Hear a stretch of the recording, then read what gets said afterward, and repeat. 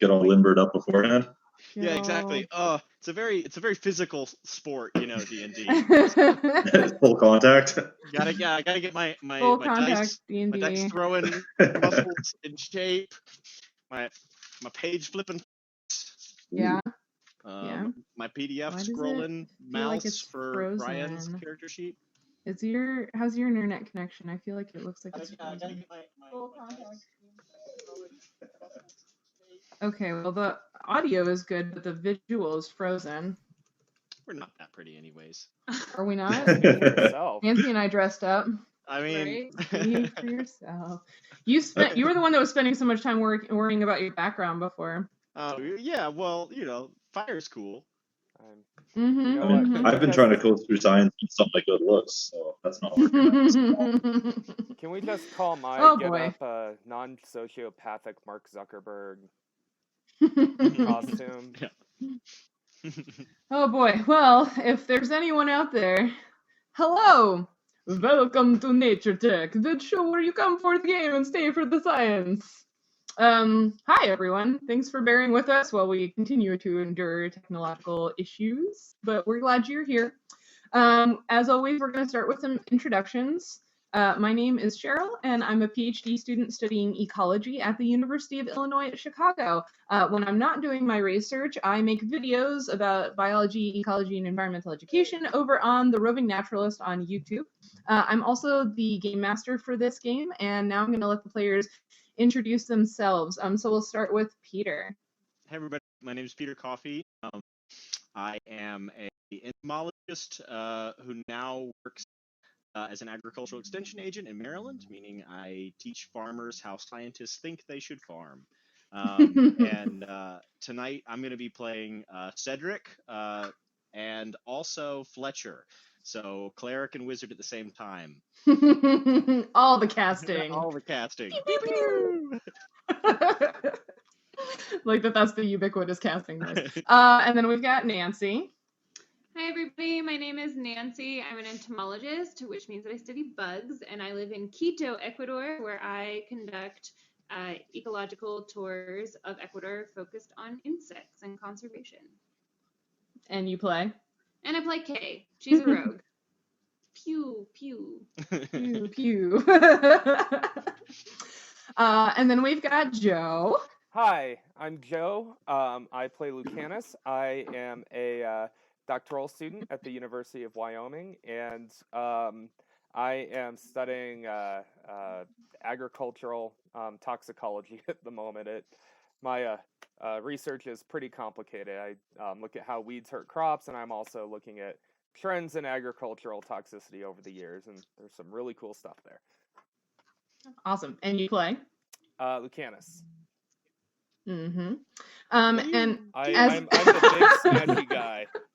The big smashy guy. And as Peter mentioned, Ryan will not be able to join us this evening, so Fletcher will still be here. Oh, sad face. But Ryan will not. However, there is one more person in the game tonight. So we're going to let Dan introduce himself as himself, and we'll find out about his character later. But Dan has the distinguished position of being our very first guest player on Nature Check. So tell us who you are. Guys. Thanks.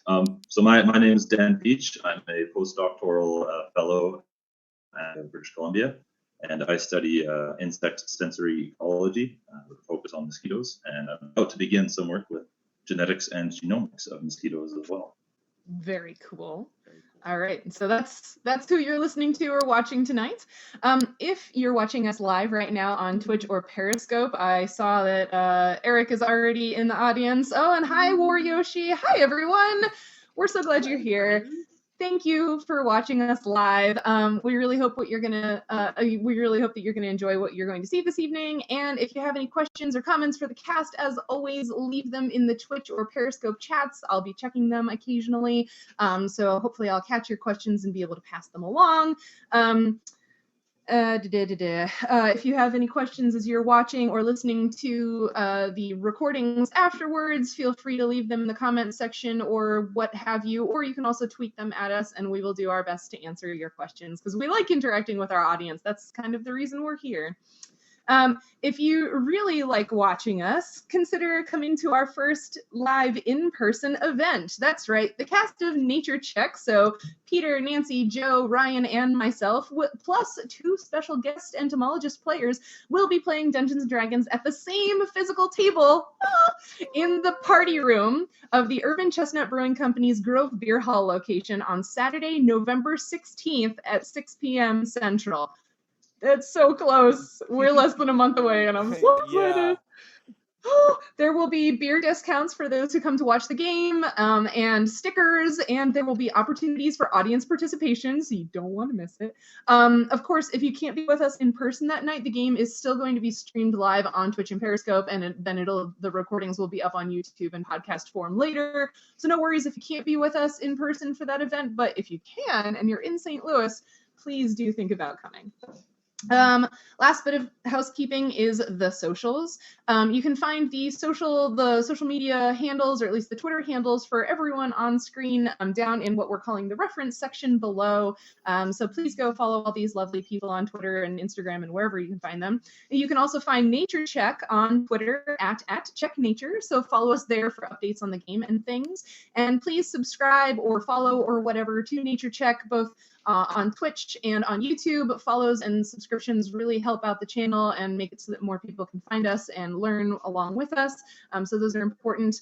As I alluded earlier, every game session is uploaded and archived on our YouTube channel. And that's also where you'll be able to find our after show recaps or our nature chats there.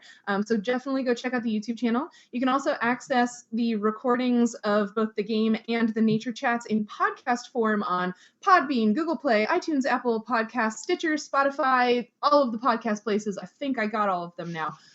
So yeah, that's that. Does anybody have anything else they'd like to plug this evening? Let's play some D&D. Let's play some D&D. Yeah, let's do it. Happy Halloween. Okay, let's play D&D. Civilizations grew, flourished, and fell on the continents of Lacedes for hundreds of years. But in the year 885, everything changed. Where once the gods of the pantheon held sway over various continents and made their presence known in frequent and tangible ways to mortals, now a dread silence and emptiness reigned. Civilizations fell into internal turmoil, and tensions mounted between empires. The faiths of nations were shaken, and new versions of old religions began to sprout. Spells once commonplace and relied upon, those that required the gods' particular attentions, no longer functioned. Access to and contact with all other planes disappeared or seemed blocked. The continent of Arda, still colloquially known as the God's Garden, was once the sacred and protected realm of Obed-Hai and Elana. At the moment of the loss, the strong protective spells surrounding the continent fell, and the shores and interior became accessible to any who wished entry on whatever business. In 952, a ship from the Tenebrian Navy took shelter in the large river mouth at the southeastern corner of Arda, and the sailors erected a small fort for protection. Over the years, the fort grew into a town, and the town grew into a small city. While Tenebria officially holds no claim over Arda, no outside nation has yet claimed dominion over the continent, New Seychester is, for all intents and purposes, a Tenebrian colony. For those of you who are new to Arda, it is the morning of your 5th full day here. How do you like it so far? You've only been here for 5 days. It definitely does. It definitely feels like a lot more. A lot has certainly happened. You've broken up a fight over foul fish in a tavern, gone undercover in a brothel and a bar, met a mermaid, foraged for aquatic plants, and gone shopping. Most recently, you delved into intrigue while trying to gather information to clear the name of one J. Prowell, who had been accused of murder. After collecting some hard evidence and meeting a few odd characters, you were required to sign your names to a contract in order to allow a witness to provide Jay with an alibi. After an emotional day of trial and presenting of evidence, Jay was acquitted, and the group retired to the Marked Bird Tavern to eat, drink, and decompress. Now, it is early morning on Oladamum, the 26th day of Mistrun in the year 972. Kay, I believe you had spent the night at home? I did. And Lucanus, Cedric, and Fletcher were staying another night in the Marked Bird Tavern. So Cedric's gonna wake up, head downstairs, have breakfast, wait for everybody else to wake up. Cool. Cedric, when you go downstairs into the Marked Bird, Leon is, of course, behind the bar as usual.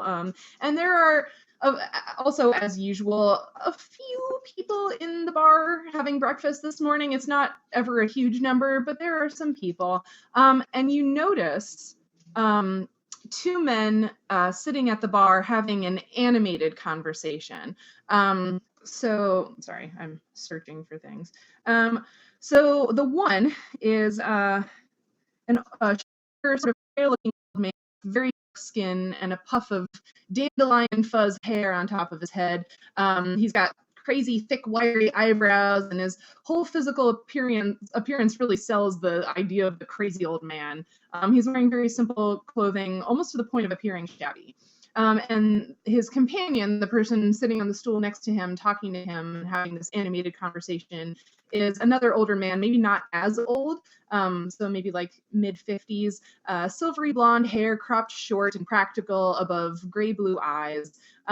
He's not especially tall or muscular, but he looks sturdy and accustomed to maybe like a farming type lifestyle, especially because he's got this sort of leathery tanned skin and rough hands. And yeah, he's pretty tan even though it's still springtime-ish. And they're having a very animated conversation at the bar as you come downstairs. Okay. Is it apparent what they're talking about? Like, is it like a friendly animated? How closely do you want to listen in? I mean, like, yeah. He's creeping. No, let's be clear. Cedric's not creeping. He's one of those people that like feels like he's in every single conversation. So he just like would walk up and be like. So as you come up, the blondish man, the slightly younger one, is complaining to both Leon and the more crazy looking one that, it's just my animals, and it's so many of them. I mean, what am I supposed to do? They're my livelihood. And then the sort of crazy, wild-looking other older man is like, oh, if you want to talk about animal problems, let me tell you, these rats. Have I told you about the rats? And both of them are sort of nodding their heads and rolling their eyes a little bit. So that's basically the gist of what you hear. Wait. What about the rats? I haven't heard about the rats. Okay, so the crazy looking guy turns to you and he's like, you haven't heard about the rats? No. Oh my goodness, the rats, they're amazing. They come into my house every once in a while at night, and we play cards and chess, and they're just amazing. And Leon is kind of like doing this over the guy's head at you, like. Lucanus heads down and is like at the bar ordering breakfast, and so yeah, you can hear all of this too. Cedric's real confused, and it's gonna be like try and like disengage from the conversation. But, well, we should talk more about it later. I'm gonna have breakfast with my friend first, and then mosey on over to Lucanus and be like, so where I come from, rats are like these small little fuzzy creatures with long tails, good eating, on a stick. Does rat mean something different here? Do you know? Is it like a different, are they a related kind of animal? Honestly, man, I don't know. Different places call different animals different things. It's they're much smaller where I'm at as well, but we got big rat-like things, I guess. All right. Well, that guy over there says he plays games with them. I'm not familiar with any of the games he was talking about, but it sounds like they're really intelligent. So it must not be the same thing that he's talking about. Do the games Must be a involve totally a different maze? thing. Do they involve a maze or a labyrinth? I don't know. How are you supposed to tell what a game called chess is about? It doesn't sound like anything. Is it like a box? Is it chess? I don't know. I don't know. Most of what I've heard about rats is oh wait, no, that's minotaurs. Oh yeah. Well, you know what they say about minotaurs. Now I'm curious. What do they say about minotaurs? I don't know. Something probably. Oh, they love mazes. That's what they say. Yeah. Minotaurs Yeah. love mazes.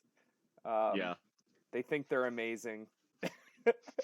I knew it was coming and it still hurt. Yeah. It's hanging up right now. Let me pause that for a second. Kay, what are you doing this morning? I guess I'm gonna like get up and then go to the marked bird. Okay.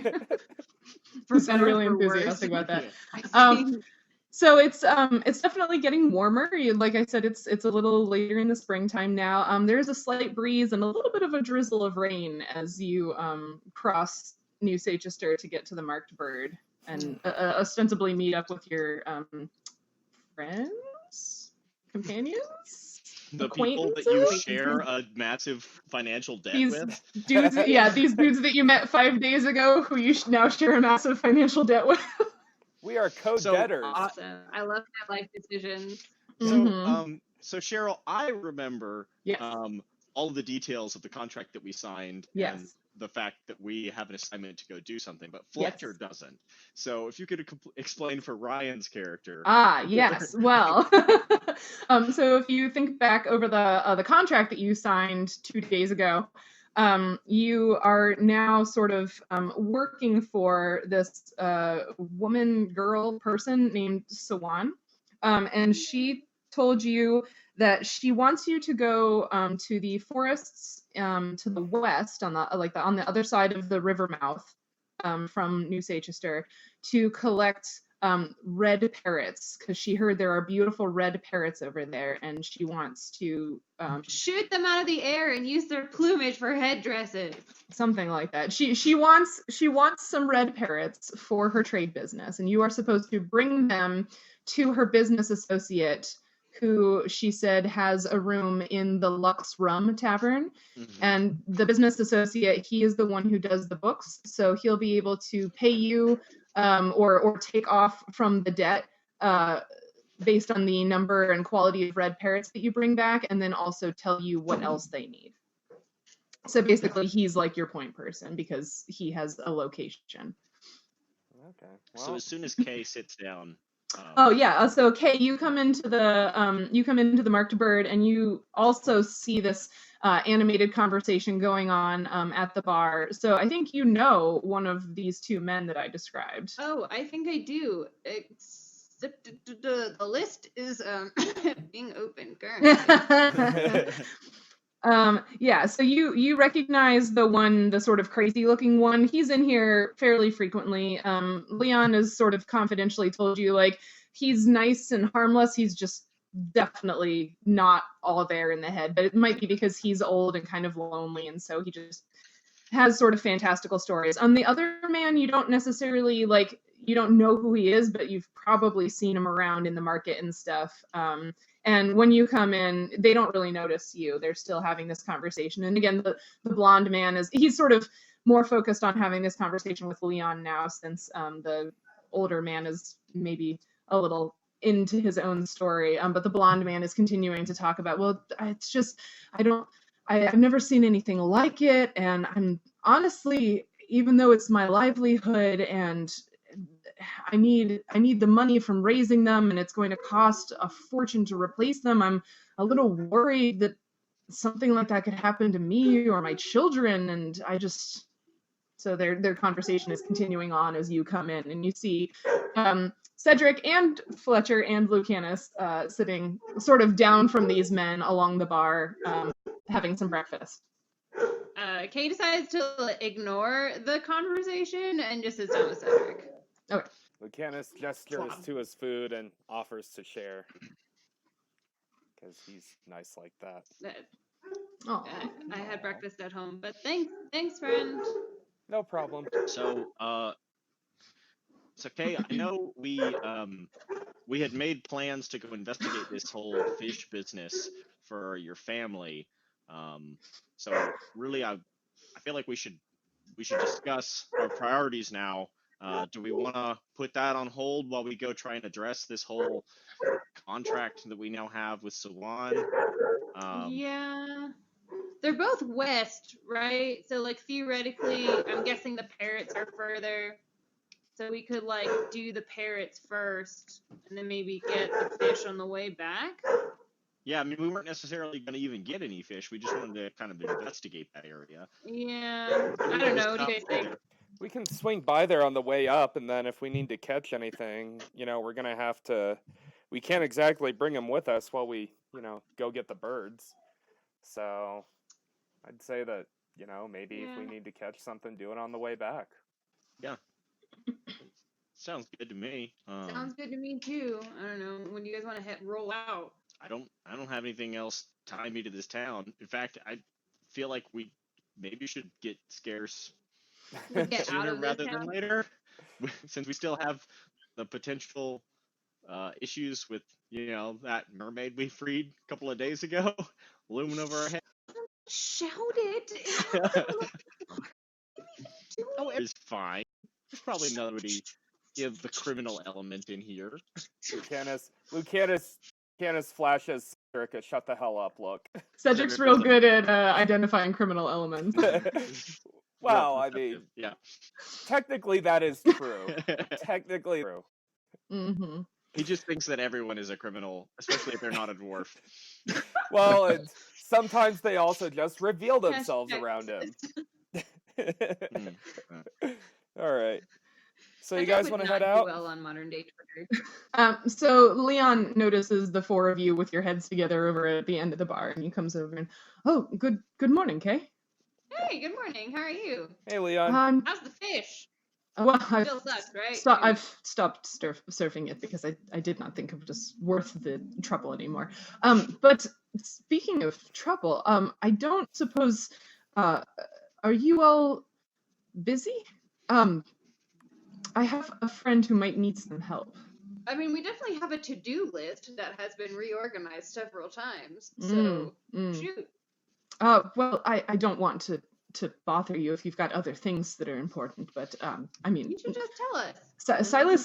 Silas is having a problem, and I'm here to listen, but I can't do anything to help. So, does it have something to do with the rats?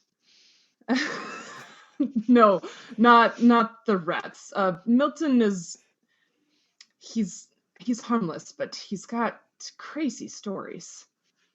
Yes, we all know how you feel about him. He says that I like having him around. He's interesting to talk to. He's experienced a lot in his life, but the rats, he likes to talk about them every once in a while, and it's very odd. Yeah, I knew that game sounded made up. Oh, the games are not made up. Those are real games, but rats do not play games. Ah, okay. Yeah, that makes sense. Okay. That makes sense. Yeah. Okay. So what's this fellow's name? Silas is the one who has the problem. And what is his problem? Well, I think he could do a better job of explaining it than I could. I'm listening, but also trying to do things. But I guess he has some sort of problem with his farm animals. That a whole bunch of them were killed. Oh, that's not and good. No. No, somebody's killing his rats. Could What? be a weasel. Farm animals. No, he is not the same person as the. Goodness. You didn't even know what farms are. You didn't know what vegetables were 2 days ago. No, That's true. My second cousin Bordrick, he has a rat farm. How do you farm Put that rats? in the notes. What do you mean? How do you farm rats? The same way you farm any animal. You lock them in cages. You feed them garbage, and then when they're nice and fat, you stick in them, and then you cook them over a fire. So you don't actually know what farms are. I'm glad we have. I told you. Did you just describe a rat capo? Yes. That's a discussion for later. It sounds more like his second cousin runs a toxicology laboratory where they eat the test animals afterwards. Something like that. But Leon sort of motions the younger, or the man in his mid-50s with the blondish hair over, and he says, "Oh, hi, what's up, Leon?" And Leon sort of is indicating all of you and saying, I think they might be able to help you with your problem. They certainly helped me, and well, Kay is a dear friend. Do what I can. Yeah. And We Silas sort of don't looks. like our friends getting stabbed or have problems with farm animals. Yeah. Or being framed for murder. Or being framed for murder. We're like a very moral group over here. You sound Yeah. like a busy bunch. And Silas sort of looks at you, Kay, and goes, "Oh, are you? You're one of the Pelicans, aren't you?" It's funny, but definitely the best. Okay. I mean, has a lot of faith in y'all. It sounds like. I guess I could. I need someone to help me. That's for sure. What seems to be the problem? Oh. We'd be glad to help you. I appreciate that. I hope you can. I've been here for almost as long as H has did, and it's been a pretty all right life. Been raising a family here, and it's been okay. But this morning, I have animals out in the pasture, and there were a whole bunch of them that were just dead. Not like age or disease or something. They don't drop dead like that. I would have seen it coming. And it's also normal dead predator attacked them or something. I've seen lots of attacks. Our farm's been raided bulls and by goblins. I've seen what that does, but this is different. There aren't cuts or bites or anything on these animals. They're just thin. They're thin with the skin like sucked in against the bones and almost like they've been drained. It's real strange. And I mean, the number of animals that were dead this morning is concerning because they're my livelihood. I need them on my farm and to be able to sell to provide for my family. But whatever could do something like this to a full-grown cow or a full-grown pig, I'm worried that it could do the same thing to a full-grown man or to any of my children. How many did you find dead this morning? And did you find any dead yesterday? No. This was the first time. No, this was the first morning, and I think we found 12 or 15, maybe. That's not a small amount. No, that's very concerning. Well, where's your farm? We could go check it out. Would you? Oh, that would be. Like I said, I don't know if you can help, but I need somebody to do something because I can't deal with whatever this might be on my own. Well, we can at least take a look. Sure, I'd appreciate that. Yeah. Y'all are very kind. Y'all want to look at this before we leave town? It sounds like it's a pretty pressing matter. Yeah. I don't see any reason why we couldn't do it on the way out. Stop by the farm and then head out to the wilds after, just from the farm. We probably need to buy some food and supplies for our journey, right? Maybe could we buy some from you? Of course. Perfect. Sounds like we're going to a farm. All right. Now, Okay. I already have like a tent, a bedroll, and 30 days of rations. So, internet cut out. It's being a little hinky. Okay. We'll figure it out. We've been having some problems up here as of late. You're good. Yeah. Hopefully it's still going on the stream. So while we're maybe not RPing, I just want to say it's very hard for me not to address this as an extension agent and to address it as a cleric. You're doing great. It's the Chupacabra! The Chupacabra! Right, it's definitely a Chupacabra. Dan, is your character a Chupacabra? You're legally... Sure is now, I'll tell you that much. Wouldn't you like to know? It's actually ironic, but we'll get to that in a moment. Okay, so Silas leads you out of the marked bird and through the. How do you spell his name? Silas or is it Milton? Like S-A-I or is it S-A or is it S? S-I-L-A-S. Silas. Okay, perfect. I got it right on my first try. Heyo. So his full name is Silas Cooper. So his full name is Silas Cooper, and he leads you out of the marked bird and through the market district of New Sachester and out one of the gates to sort of it's not yet what people would call out there, because you're still sort of hugging the walls of the city. But the farms are outside of the walls, right? Because that's where there's land. And you come to a modest, solidly built structure that he's telling you is his farmhouse, made of dark wood with a thatched roof and canvas windows. There's a broad porch on the front of the house with some simple benches. There's a barn beyond the house that's larger but similar in construction, with 2 wide doors. And Silas leads you up to the barn and swings open the doors for you to enter. In the barn is dimly lit by sunlight coming in through cracks between the boards. That's dung, sweat, and hay. A fly buzz in the far corners of the room. And he sort of indicates an area, one of the like stalls that doesn't have no living animal in it, and shows you 2 pigs that he and his children brought back from a pasture. So you guys are able to investigate them if you so desire. Are the pigs dead? Do that, like... Yes. Okay. Silas, is it okay if I just sort of cut into one of these? I mean, of course, do whatever you gotta do. I don't think I can use them for anything like this. All right. Is there I'm gonna look over the pigs. Are there any like wounds or anything, burn marks or anything obvious? Give me a search check. Search. First roll. I got a 10. A 10. Yeah. Yeah, so you look over the animal, and I mean, yeah, you don't have a whole lot of experience with domestic farm animals, especially the kind that, people from Tenebria or like human lands might keep. It looks like an animal. It's definitely dead. It hasn't been dead for too long, but as he said, it looks like emaciated, or like the skin is real sucked in tight against the bones and the muscle inside the body, and it just seems kind of off and really odd, but you don't see any, like you said, burns or bites or anything like that. Off color, what color? It just seems like pale. Okay. So, can I cut into the animal? Is this one of those situations that we can like each kind of do a search check? Yeah, you could each search it. And yes, Lucanus, you can cut into it. Okay. There are 2, so Kay, you could be searching one while Lucanus cuts into the other.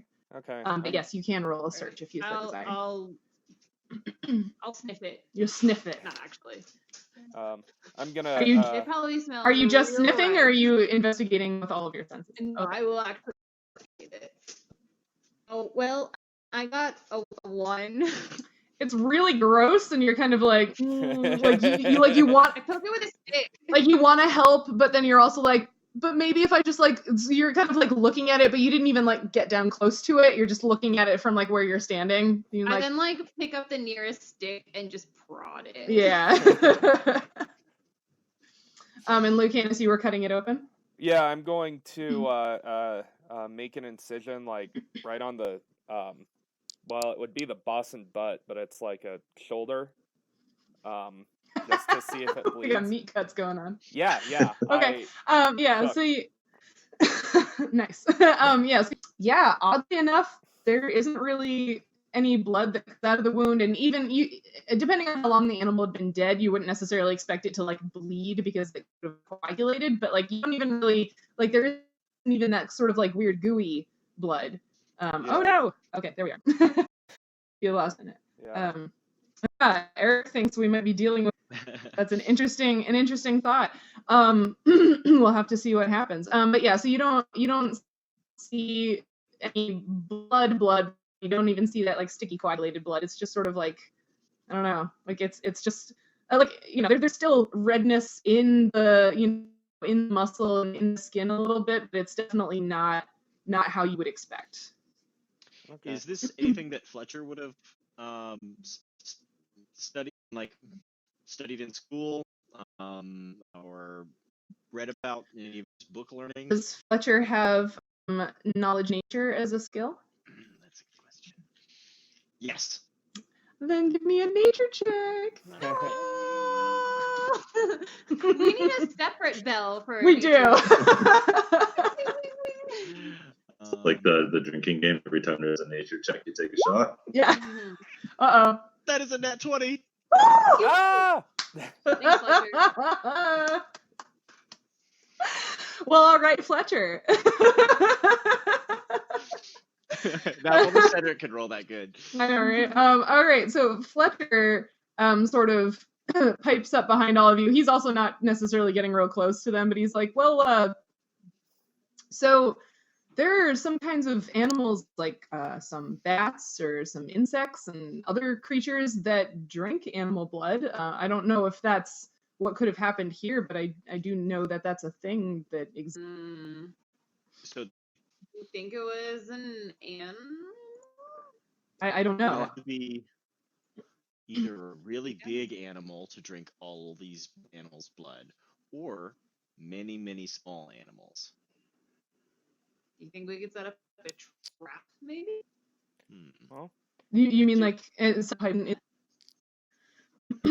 we could go look and see if there's a place where you would want to do something like that? Well, if it's a bat, what kind of trap would we build for a bat? They fly. A bat trap. we have a fish net. We have a fish net, don't we? Bats aren't fish. Are you about to misnet for bats? This is so good. I mean, it's all we got. I guess we could. use the net. So wait, are there are there any visible bite marks on any of the animals? Did you also want to do a search? All right. Apologize to everyone who's listening or hanging out while I am doing multiple sheets. Yay! Everybody give Peter a round of applause for running 2 characters this evening. No, don't do that. All right. That's a 13. That's a 13. You also don't really find anything that I didn't already miss. All right. Well, I mean, we can set out a trap and tonight and Silas? maybe take turns watching it. What do you guys think? What have you? So what would you guys like to do? Well, we can set a trap tonight and see what comes. I mean, I don't know. I don't know any other way. Were these animals in the barn when they died? No, they were like I said. My children and I went, and I almost did the wrong accent. No, like I said, my children and I went out to check on the animals in the pasture this morning and found them all like that. There's many more out there. These were just 2 that we dragged back to the barn to try to get a better look at them. But there's a lot out in the field. I don't know if you want to go look at them and see if you can figure out anything on them. I'd say yeah. What do you guys say? Gesturing to Kay and Cedric. Yeah, I agree with that. Yeah, We might be able to at least see like what's going on out there. Yeah. So what would you guys like to do? A trap. Yep, Yeah. let's visit the field. Camp here overnight? Do we want to? Can we make it to? Yeah, visit the field. Yeah, we should go at least look at the field before we make our decision. Yeah, we might be able to find some like tracks or I don't know something like stuff that we can fire. Okay. In that case, Silas sort of leads you back out of the barn and a little ways away from the structures into the pasture and leads you up. And yeah, you see there are dead cows and dead pigs on the ground. Are there any tracks anywhere? Make a perception check for me. Is this one of Yes, you can all make a perception those ones check. that we? Yes. You can all make a perception check if you'd like. All right. 17. I got a 17. I got a 15. 15. Cedric. Yeah. So I got. Well, so Cedric got a. And I got 13 again. I'm trying to figure out what Fletcher's perception. Don't worry about him for stuff unless it's Okay. very specific like Okay. that. so, and I got sorry, including my perception bonus, because I got a +3 in that skill. Okay.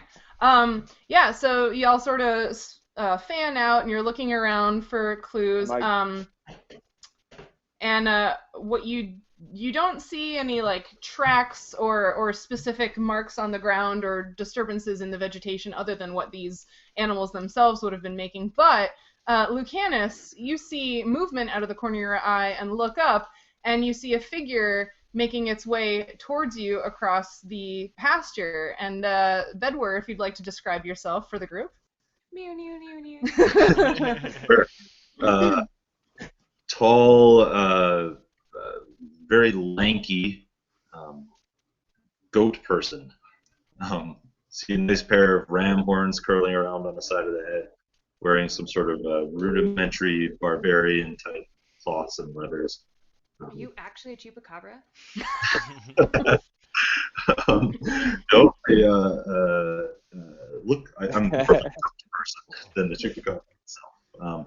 Dark chestnut brown in color, but with lots of white stripes and tribal markings painted onto the fur, fairly obvious even from a distance. And Bedwyr, as you're approaching this settlement, you see some people out in the grassland. You see 2 male humans and a female human, and then you see another tallish figure that looks fairly human, except it's got very pointy ears. And then you see a much shorter male figure as well. I will reach and take out a piece of bark, start chewing on it, Mm-hmm. walk over, sort of staring directly at them in a bit of a tense kind of posture. Cedric waves. Yeah. Okay. Walk up. The bestial sort of grunt. What are you? Wait, you say that in common? Hello there. Greetings. How are you? Lucanus is. I am just peachy. How are you? Oh, that's terrible. That was beautiful, man. Beautiful. I love that. Aim to please. Aim to please. Well, So, she and Lucanus Lucanus are going to be best friends. I know, right?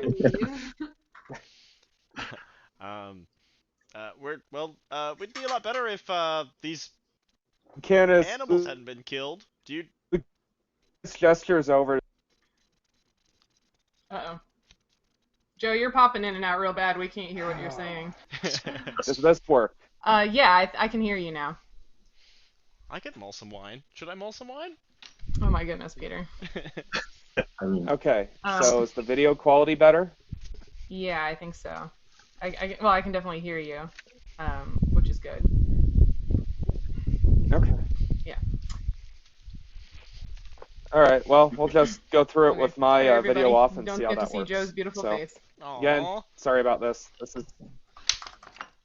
This is not my fault. So Lucanus gestures over to the dead animals and says, "Hey, would you have happened to seen anything weird over the past few days?" No, but I'm out searching for weird creatures. I ask again, what are you? My name is Cedric. I'm a dwarf. I'm a cleric. I'm technically a middle priest of Moradin. These are my friends. This is I'm Kay. a girl. Yeah, I'm a girl. Hi. This is Lucanus. He's not a girl. Not a girl. This is Fletcher, also not a girl. And this is Silas. Who is the owner of these poor animals that are dead? Yes. We are here trying to figure out why they're dead. What are you? Maybe who are you would be more polite. Well, he asked what we are, so I figured it was an okay question to ask in return. Cedric. So be sort of giving us a very tense body language, sort of skeptical, squinty look in the eyes as everybody is sort of introduced, and let out a bit of a goat-like snort, Kay like goes up to him and like squints at him really hard. How close are you getting? At like as close as possible. Like, I feel like as a goat man, he's pretty freaking intimidating. Like, how tall are you? He's very tall. Yes, 6'8". With those Yeah, like, so Kay, you're like, her toes and Yeah. is like squinting at his chin. Really. I'll respond with a I glare. think he might actually be taller than me. oh yeah, he's definitely I'd have taller to than you, Lucanus. Yeah, Check that. he's very tall. Yeah, yeah. Sorry, My what did you say, name's- Dan? I'll respond to Kate going up to glare at. I'll glare back and then break my lips with a small smile, giving off a friendly and impressed vibe to the guts. I am Bedwyr Spadaden of the Kunan Air. You are in our lands. What is the purpose? so you're a local?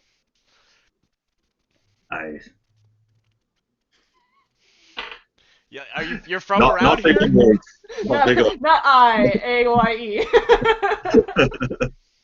Yes, affirmative. Yes. Well, this is Silas. He apparently he also lives here. And has been farming here for a while on these lands, so I guess has also laid claim to these lands. So I guess We do not recognize his claim.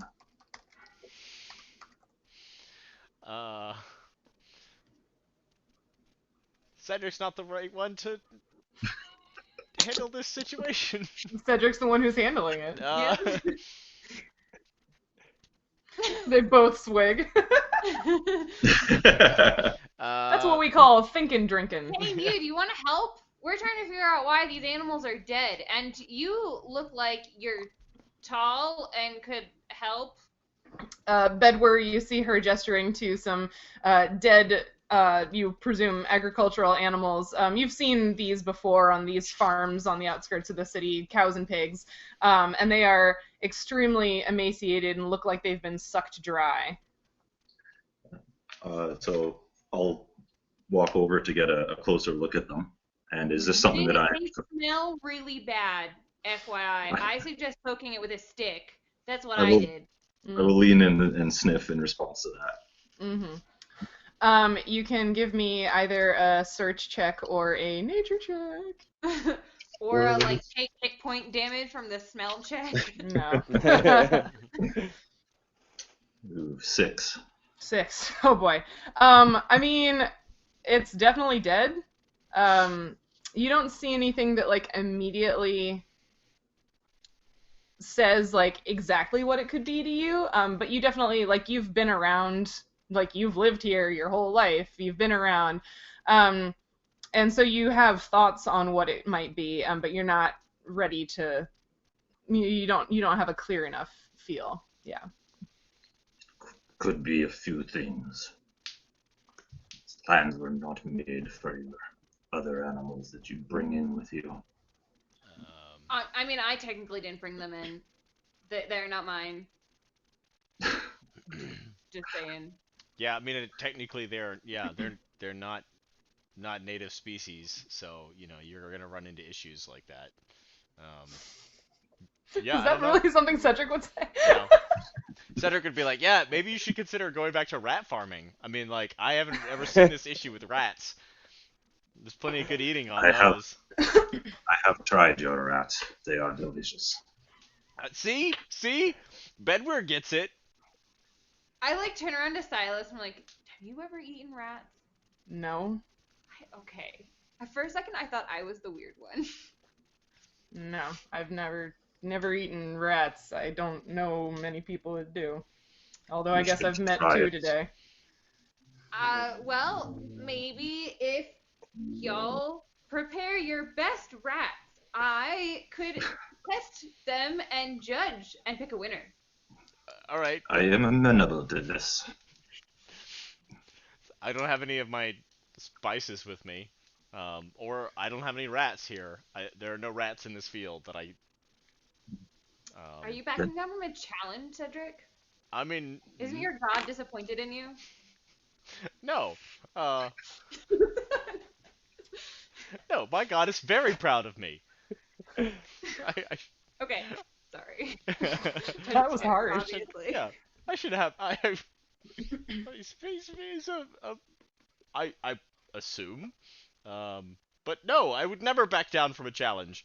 The challenges that moored in places before us are what forge us into, the weapons and armor that we will be moving on forward this day hence. The goat man's like, I'm so sorry. Well, perhaps we could help each other. Why? What do you need? My people may know what is wrong with your animals if we were to bring them to our wise woman. Is your wise woman far? I don't know about you. I'm not particularly skilled at dragging pigs for like particularly long distances. Can I make a strength check to just pick one up and put it over my shoulder? Sure. Yeah, do a let's see. Yeah, probably just straight strength. That's fine. Can I do a 12. Yes, Lucanus, you can also Can I try do to a pick up strength a pig. check too? Yeah. Oh, hey, I got an 18. An 18.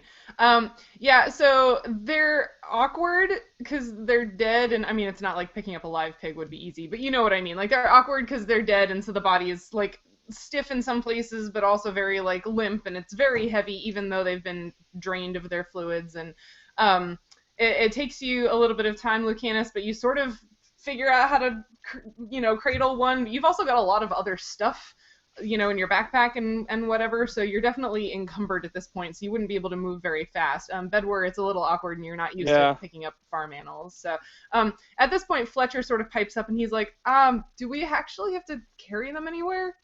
I mean, if he's local, maybe combining what we've already figured out about them or what I was thinking about, what I remembered about, things that might drain the fluids of an animal, maybe this local would know what around here does that.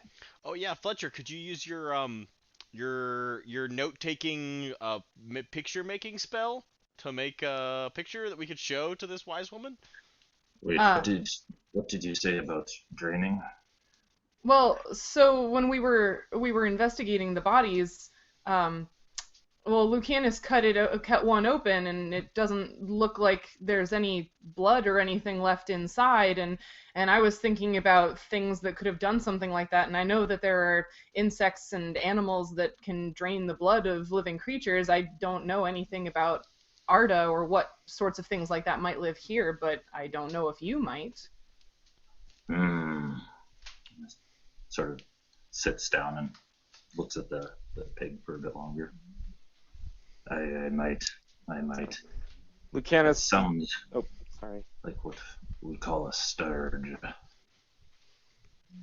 That sounds especially good in that accent. Sturge? Sturge. Flying, biting things that come to suck the blood of the goat people. Well, that sounds Not like something we should kill. chupacabras. Definitely not a chupacabra. Definitely not. They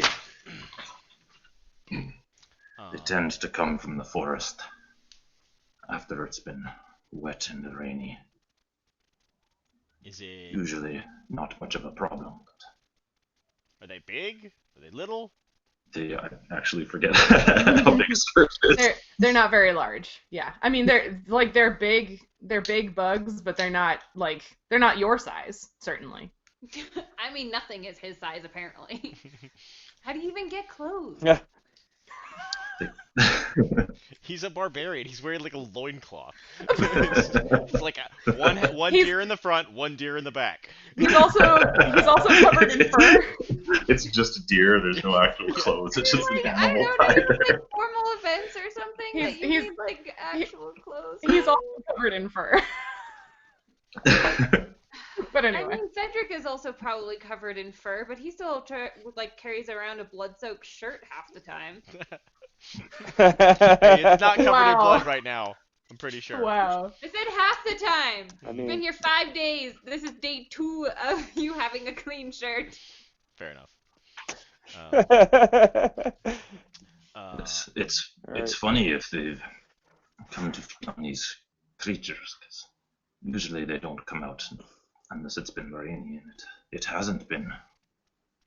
No, that's right. Silas pipes up. It's been really fair this spring. Why do they come out in the rain? 'Tis where they breed their young. In water? I. And he sort of, do you want me to go into that? I mean, well, we can get to that in a moment. But Silas sort of pauses and thinks, and he's like, well, if these things breed in water, well, my neighbors just recently started flooding some fields, I think, for crops. Do you think a flooded area, a new wet place in the ground would be enough to set these things off? Oh, it's perfect. Usually they're around the river when it floods, or in pools of water that accumulate on the floor of the forest. But a flooded field would do it. Well, in that case, I think I might know where we need to go. Huh? Yeah, looks like we're going to the flooded fields. Yeah. So Silas sort of motions you all this way, and as you're walking, he says, my neighbors, the Timbers, they started flooding some of their fields to grow crops like rice and sugarcane. I mean, I'm happy just raising some animals and growing some more conventional stuff, but they're young and they just moved here and are trying to do things to get themselves settled, I guess. So he leads you across the fields. It's, a ways of a walk, right? These farms are not close together because that way people actually have land to cultivate and whatever.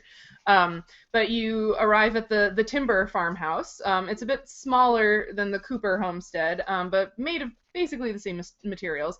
A woman is sitting in a rough-hewn rocking chair on the porch sewing. She's in her mid-20s with a broad, smiling face, deep-set eyes, dark skin, and black hair that falls in large curls past her shoulders. She's wearing a simple dress of yellow cotton with a white apron over it. As she stands up when she notices y'all coming, you can see that she's heavily pregnant.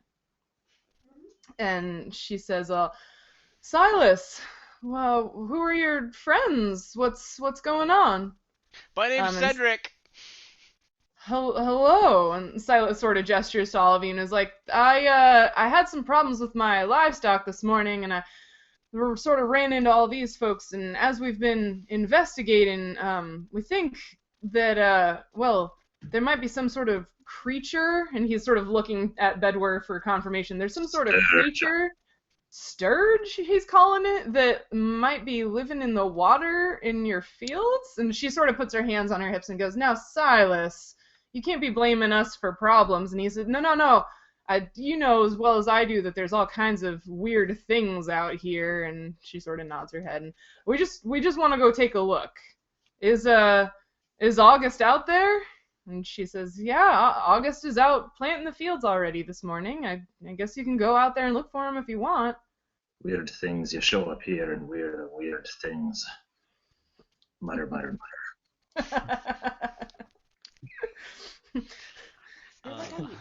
Who's the alien? Whole world sometimes. What's this, Kay? I feel like I'm the only normal person in the whole world sometimes. Where do y'all come from? You can definitely see as you guys walk past the house and go out towards their fields that the woman is looking very pointedly, like she's not staring, but it's like just short of staring at Cedric and Lucanus and Bedwyr. Y'all are very interesting looking. That's fair. Kay just shrugs. Girl. Girl. So is Cedric like waist high on Bedwyr, like knee high? Like where are we at? Lucanus. How tall is Cedric? Mm, Because Bedwyrd's almost 7 feet tall. he's 4'2", so Okay, yeah. like belly so- button height. Yeah. Cool. I love that. Yeah. What was that, Lucanus? Lucanus just sits there and doesn't. Lucanus just sits there and doesn't notice that he's being stared at. Excellent. He's just sort of along for the ride at this point.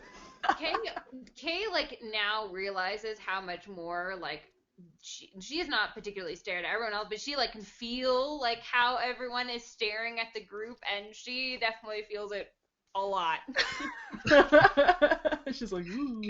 Cut the tension with a +6 sword. Right? I'm with them, but not with them. Yeah, like I happen to be in their presence, Mm-hmm. but not with them. Well, hey, you're co-debtors. Oh. So Silas sort of keeps walking with you guys out towards the Timbers fields. And as you make it to the field, you hear a commotion in the field.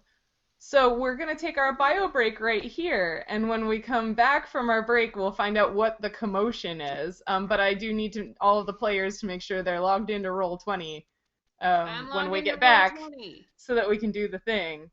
No, the thing. Oh no, the thing. Yeah.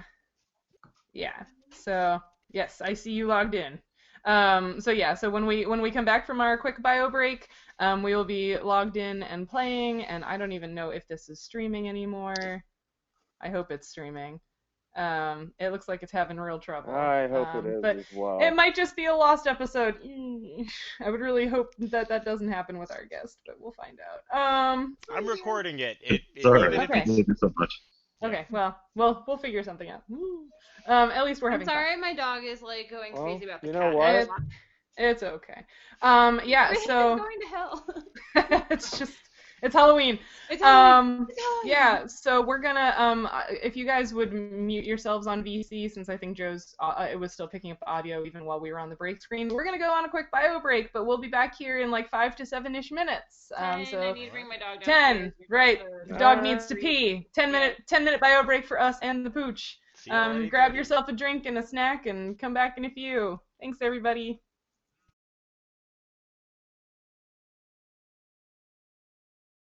So I don't feel like I emphasized this enough earlier, but both of you look fantastic tonight. Aw, thanks. Killing it. I made the vest today, and I had to hand sew it. That is Wow. amazing. Mad props. That is Yeah, you amazing. do. This was just like a thrown together thing. Yesterday was my real costume, which you can see photos of on Twitter. I did. It looked killer. Yeah, no one celebrates Halloween here, so every time I like go outside, everyone just stares at me. They're like, "What the fuck are these? This is Gringa doing?" Halloween isn't a thing, huh? No, it's not. And like one year, I really wanted to carve pumpkins, but they're not in season right now, so Well- I carved a cantaloupe. Now, You could have done the very traditional, carve a turnip. Yeah. I don't find those Yeah. here either. I actually, Really? No? Yeah, not super common. I mean, they're not native, so Sorry, it's just the cat. That's so like, has I funny. actually under made the a bed. pumpkin. I actually made a pumpkin wild rice pilaf today. Ooh, that sounds tasty. Hey, everybody's back. Yeah, it was pretty good. we're Let's back. do the thing. Woo. Don't forget to switch us back to our faces on the thing, because I see the whole screen. But Oh, right. yeah, Yes. I have decided that I am going to stream from a PC next time, Yeah. because we know that audio works from PCs, or at least it's supposed to. So I will not be streaming from my desktop Mac anymore, Yeah. which means there will be no phylogenetic tree behind me anymore, unfortunately. Aw, you could just put the PC on the desk. That would involve switching desks between the two of us. Oh. So, yeah, because he has a dual You monitor could switch PC, the poster. and I have, well, there isn't a wall behind his desk. You'll see. Oh. In any case, I have a PC that I can stream from, so we'll do that next time. Sounds like a plan. Yeah. But anyway, yeah. So Yep. y'all heard some commotion as you Thunk, came thunk, out. thunk, thunk, thunk. Well, Where's my not that phone? kind of Okay. commotion. More like yelling and flailing. Because as you approach the fields, boop,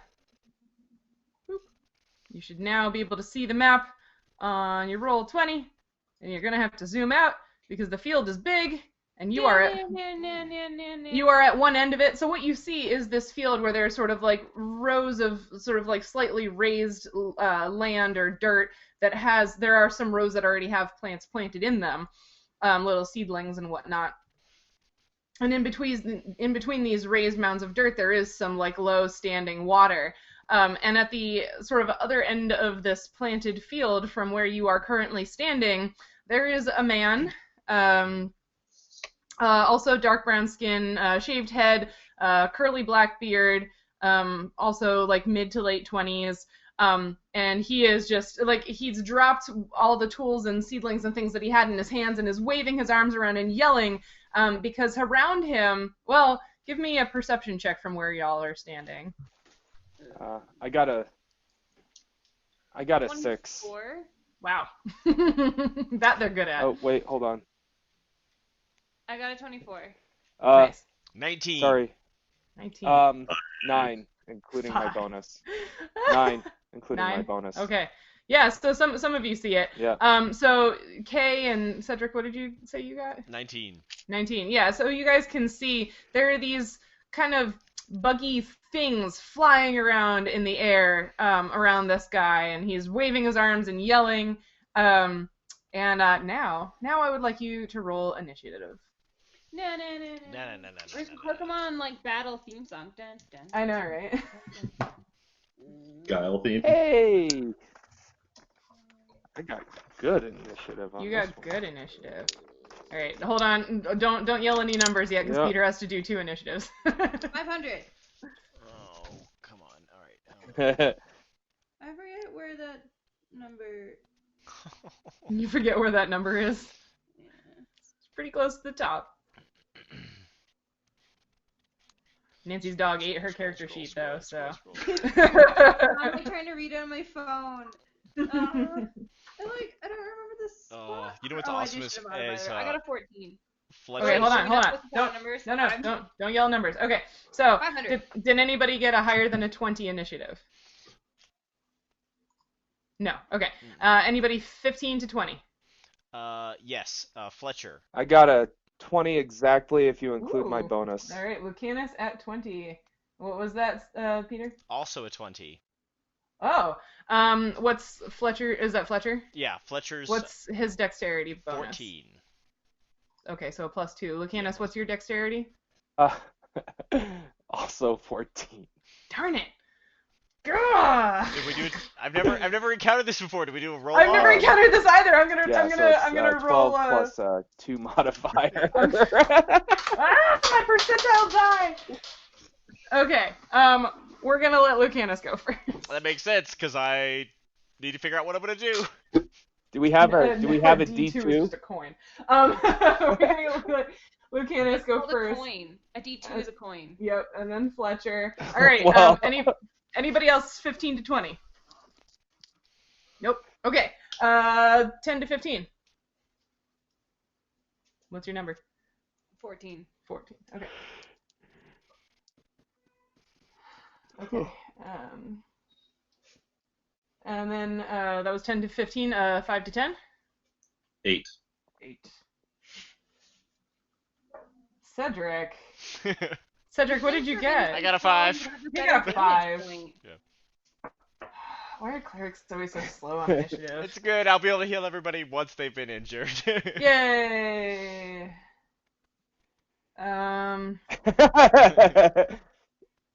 Actually, Sorry. that is true. For a cleric, you do want them to go last. Yeah, it's nice. Sorry, I'm writing down all of the colors. Checking at your rolls. I'm writing down all of the colors of the Sturgis so I can keep track of their hit points and things. Alrighty, cool. Lucanus, you're up first. You didn't actually see. You can't actually see the things because your perception check was not that great. But you do see this guy flailing and yelling at the other end of the field. All right. So, what is the roll? Well, I'm gonna have to check the roll 20 to know what I can do. So, Yeah.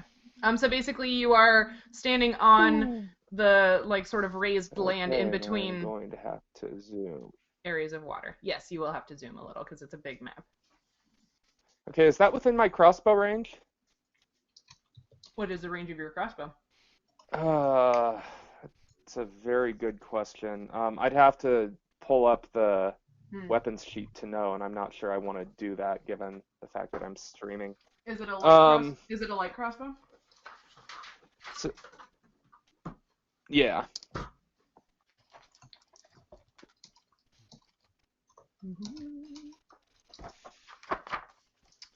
Light crossbow. All I have is crossbow written down. I don't think we 80 ever established feet. what kind it was when I took it. I think it was light. 80 feet. The purple one is 40 Okay. feet away. The Okay. pink one is Alright, 50 well- feet away. Yeah, so you've got a ways. So yeah, you can definitely hit them if you so desire. Okay. Well, you can try. Can them. I, so they're well within range. Yes. Okay. Would I be in any danger of hitting the person who's flailing and screaming? None of them are. Well, if you were aiming at the red one, yes. But not. Yeah. Not like Okay. the purple one or the pink one. So- Just- yeah. I think I'm just gonna take my turn to. I think I'm just gonna take my turn to move closer to them. Okay. Then So, go for it. I'm gonna. Hold up. The barbarian is going first. How many do in I move again? It's 40 Initiative feet. isn't attacking anybody. I know, right? You just click on yourself and then pick yourself up and move. Well, yourself. I don't. You should have access to yourself. All right. Yeah, you're controlling Alright, your character. so- Yep. So I'm gonna move here.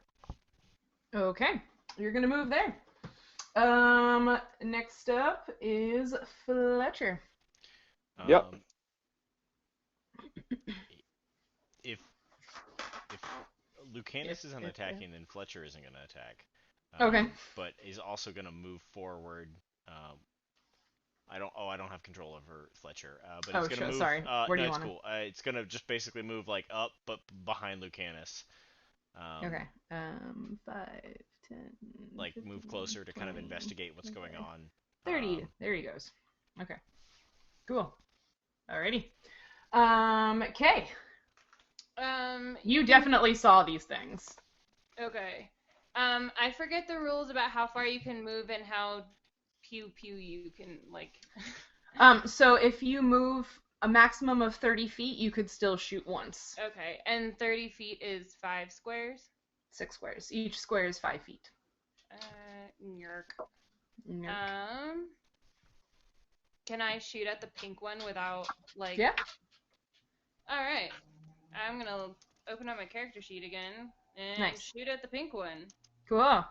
Do it. I forget. We haven't done battle in so long. Forget I how know. this works. I think I roll a d20 to see if I hit it first. You right? do. You roll a d20 to see if you hit it. What do you mean we haven't done battle in a long time? I Oh, feel like you sorry. got dragged underwater by a crocodile not long ago. Yeah. Yeah, and I think And all I did was As a like, different character. yeah, bubble and splurt, and if I remember correctly. So we did Um, battle. You just didn't.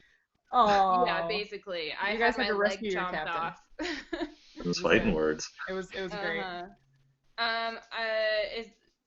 Do I have a Ooh. modifier or is it just a d20? It'll be a d20 plus something for your, so basically like on your weapon entry, you should have a d20, like it should say like plus something for your attack. Oh, I see. Plus 3. So I got a 19. Got A 19, that hits the pink sturge. Roll me some damage. Roll me some bramage. 1d6 of damage. This is a 6 one. This one's a 6 one. No, that's a 10. Never mind. Which one's the 6 one? Why are they? A cube. Oh, right. Like a normal die, yeah. Where's the one with the 6? I got an 8, and I was like, how did I get an 8 on a 6-sided die? I got a 5. You got a 5. Oh my god. All right. So Kay runs up, pulling her bow out, takes a deep breath, and shoots her short bow, and it just skewers straight through one of these little buggy things that, as you guys get closer, you're able to see more clearly. And the arrow keeps flying with the bug impaled on it, and just like hits the ground farther away, and the bug is just like on the shaft of the arrow. Nice. Nicely done. Okay. Someone that can one's eat that dead. if they want. I don't know. Y'all eat rats? Wouldn't be surprised y'all eat bugs too. That one's dead. Control efficient from a trophic energy perspective.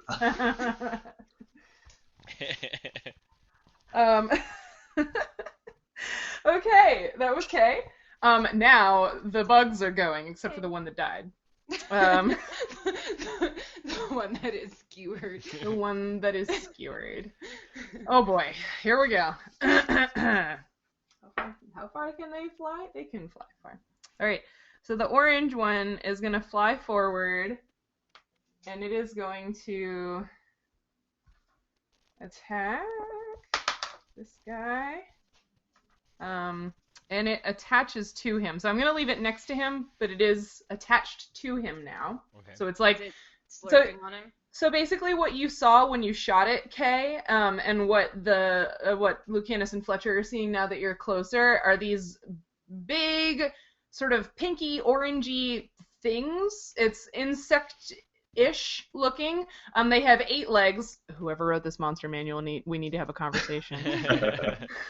They have 8 legs, and so the one that just attached to presumably August timber. It's 8 legs of sort of clamped down onto him, and it's got this very long, pointy nose thing on the front of it, and yeah, big wings. They're really kind of gross looking. And so yeah, so it has attached to him, and this one's going to move up and try to attach to him as well. Seems problematic. Mm-hmm. Probably It not also attaches, so that's orange and green. Well, he's gonna be dead. And the red one is going to try to attach to him. Oh, Jesus. The red one also attaches. Jesus. There we go. The purple one sees Lucanus rush up and decides to change course and come on over here. Lucanus, what's your armor class? Mine? Yes, your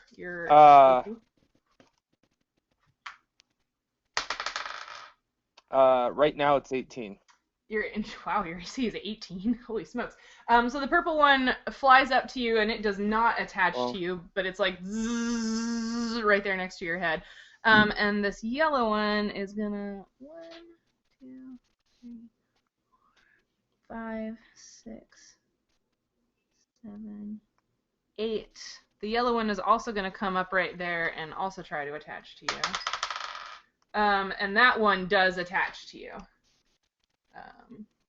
Slurp. Alrighty. So that's their turn. Bedwyr, it is now your turn. All right. So Bedwyr didn't notice these things initially, but seeing the action with everybody else sure gets his attention. So Yeah.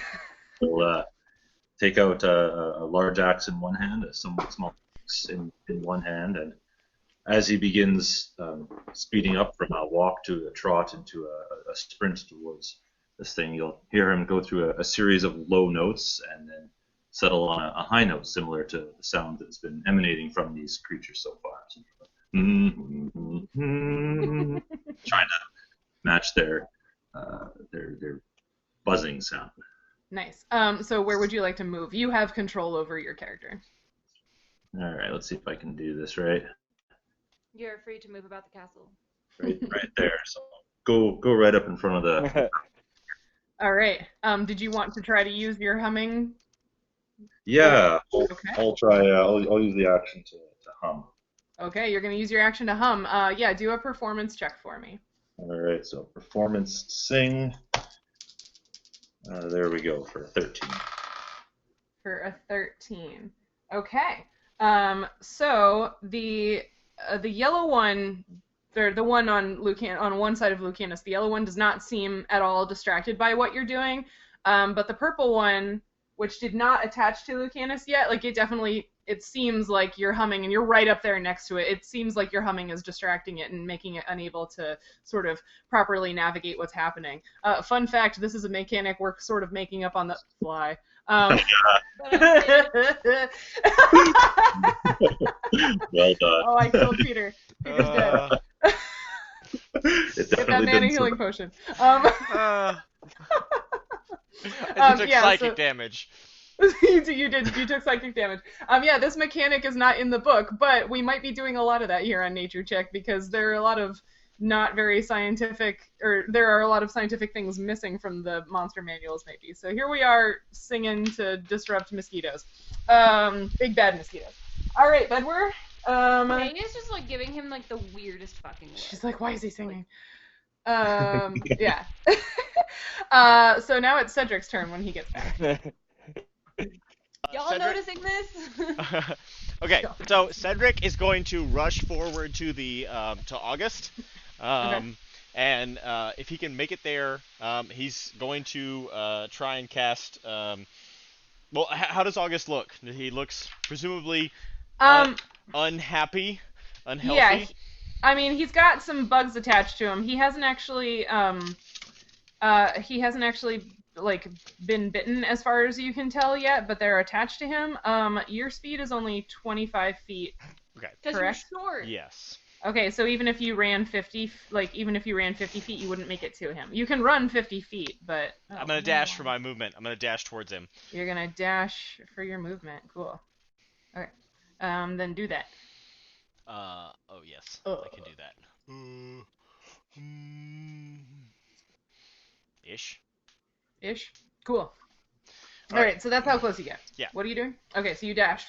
You ran. Yeah, that's Cool. my turn, I guess. Well, that's your turn. Okay, Lucanus.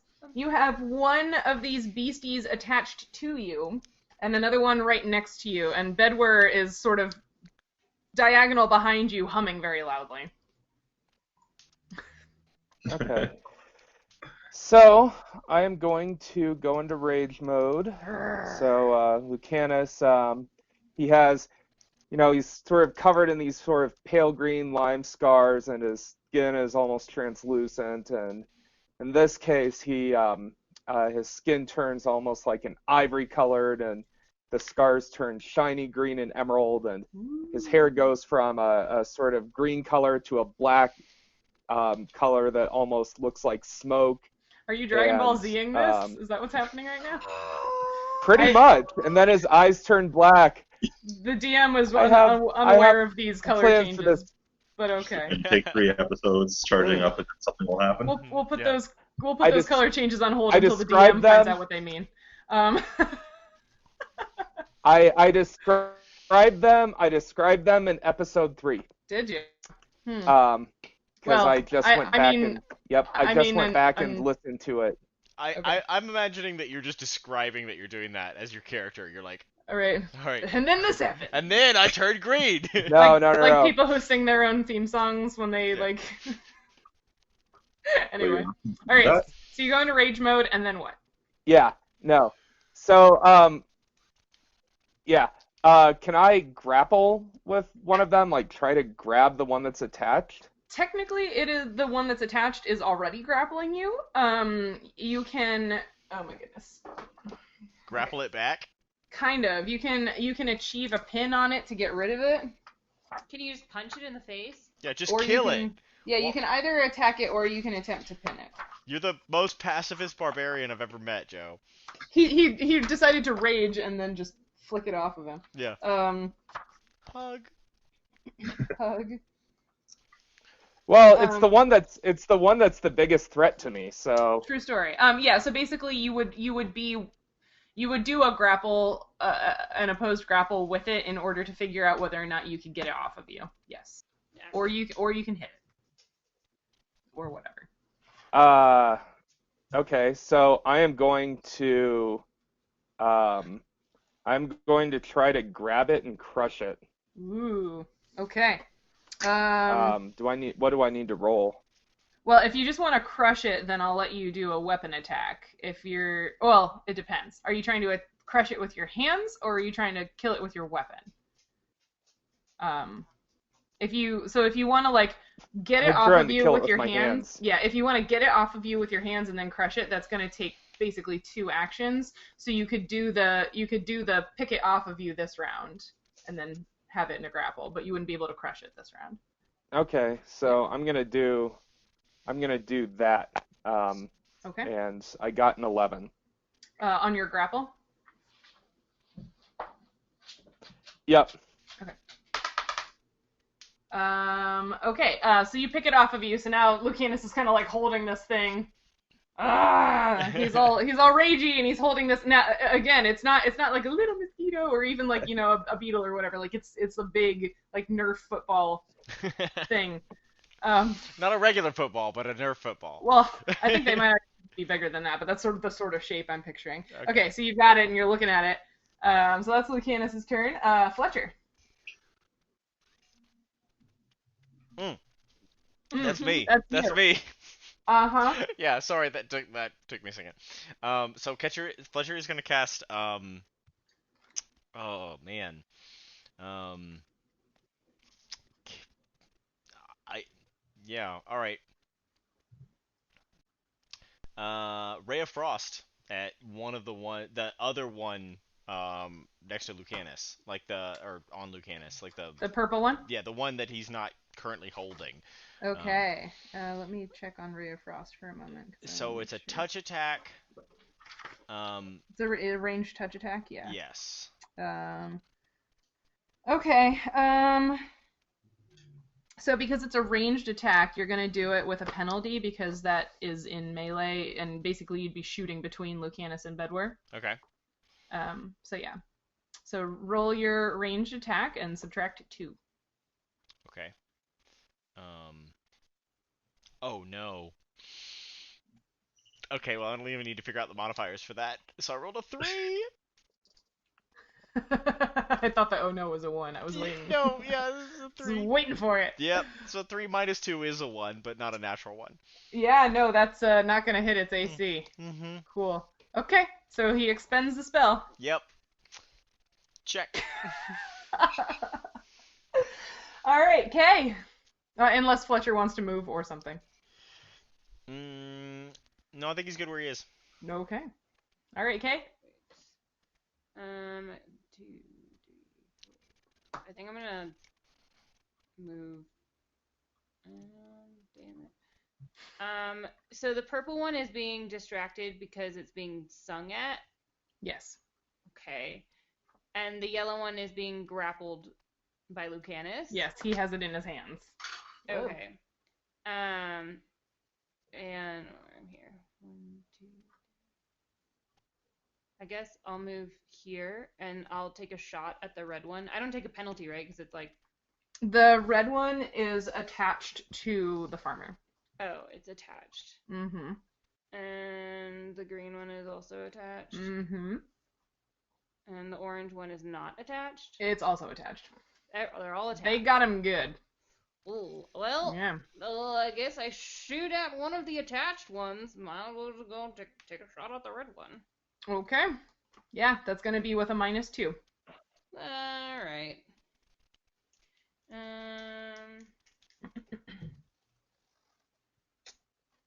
I got.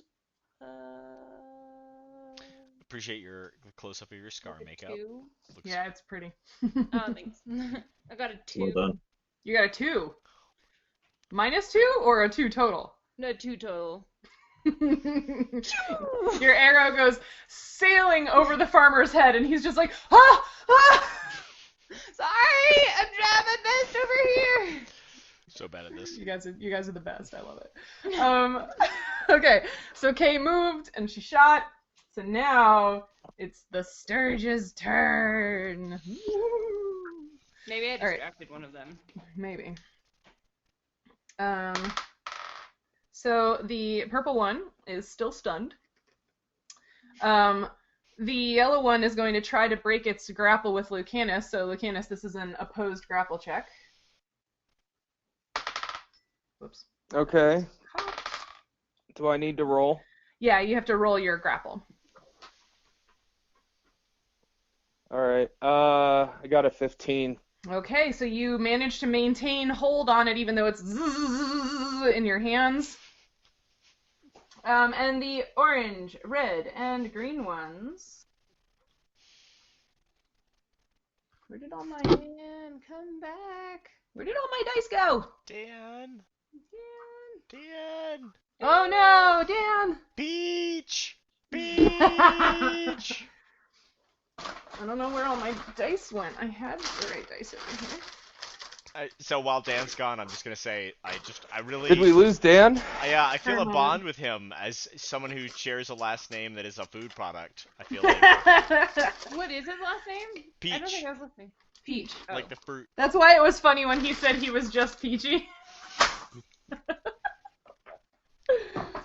Was it funny or was it I horrible? loved it. I loved It it. was hilarious. I will be right back because for some reason Oh yeah, no, I thought. I have every kind of die I need I have every kind of die except the one I need. You're good. Just us. Just us. And Joe, if his internet is good enough to even hear us. It's just I you- can just- hear you guys. Joe, I don't know if you can. Although tell. I know you guys can't see me. I know you guys can't see me because I turned off my video to try to conserve at least a little bit of bandwidth. You're also like lagging like 4 seconds behind us, so there is a little bit of a delay. Yeah. We're not My intentionally talking over you. No. He said his computer froze. He'll be right back. My husband stole my dice. That's why they weren't on the table where I thought they What a were. jerk! Husbands, what are you gonna do? Because he's also a DM. Have I always been on a 4-second delay? Kind of. Kind of, yeah. I mean, it's nothing personal. Oh, okay. This is the first time. This is the first time I'm hearing about it because I thought you guys were just talking over me. Oh no, buddy. No. Yeah, we're all We just wouldn't do very that on rude purpose. people. Sorry, Yeah. but we actually hate you, and we don't Oh. value you as part of this team, so we're just gonna talk over you. Oh. Well, there's a few where I've been annoyed. I haven't been able to. Some just thought you guys were talking over me. I am so sorry about that. It's not No. your fault. Sorry we didn't tell you that you're like Mhm. living in the past. Yeah. Nancy is super harsh. Yeah, Um. we've never been rude ever once. Yeah. What?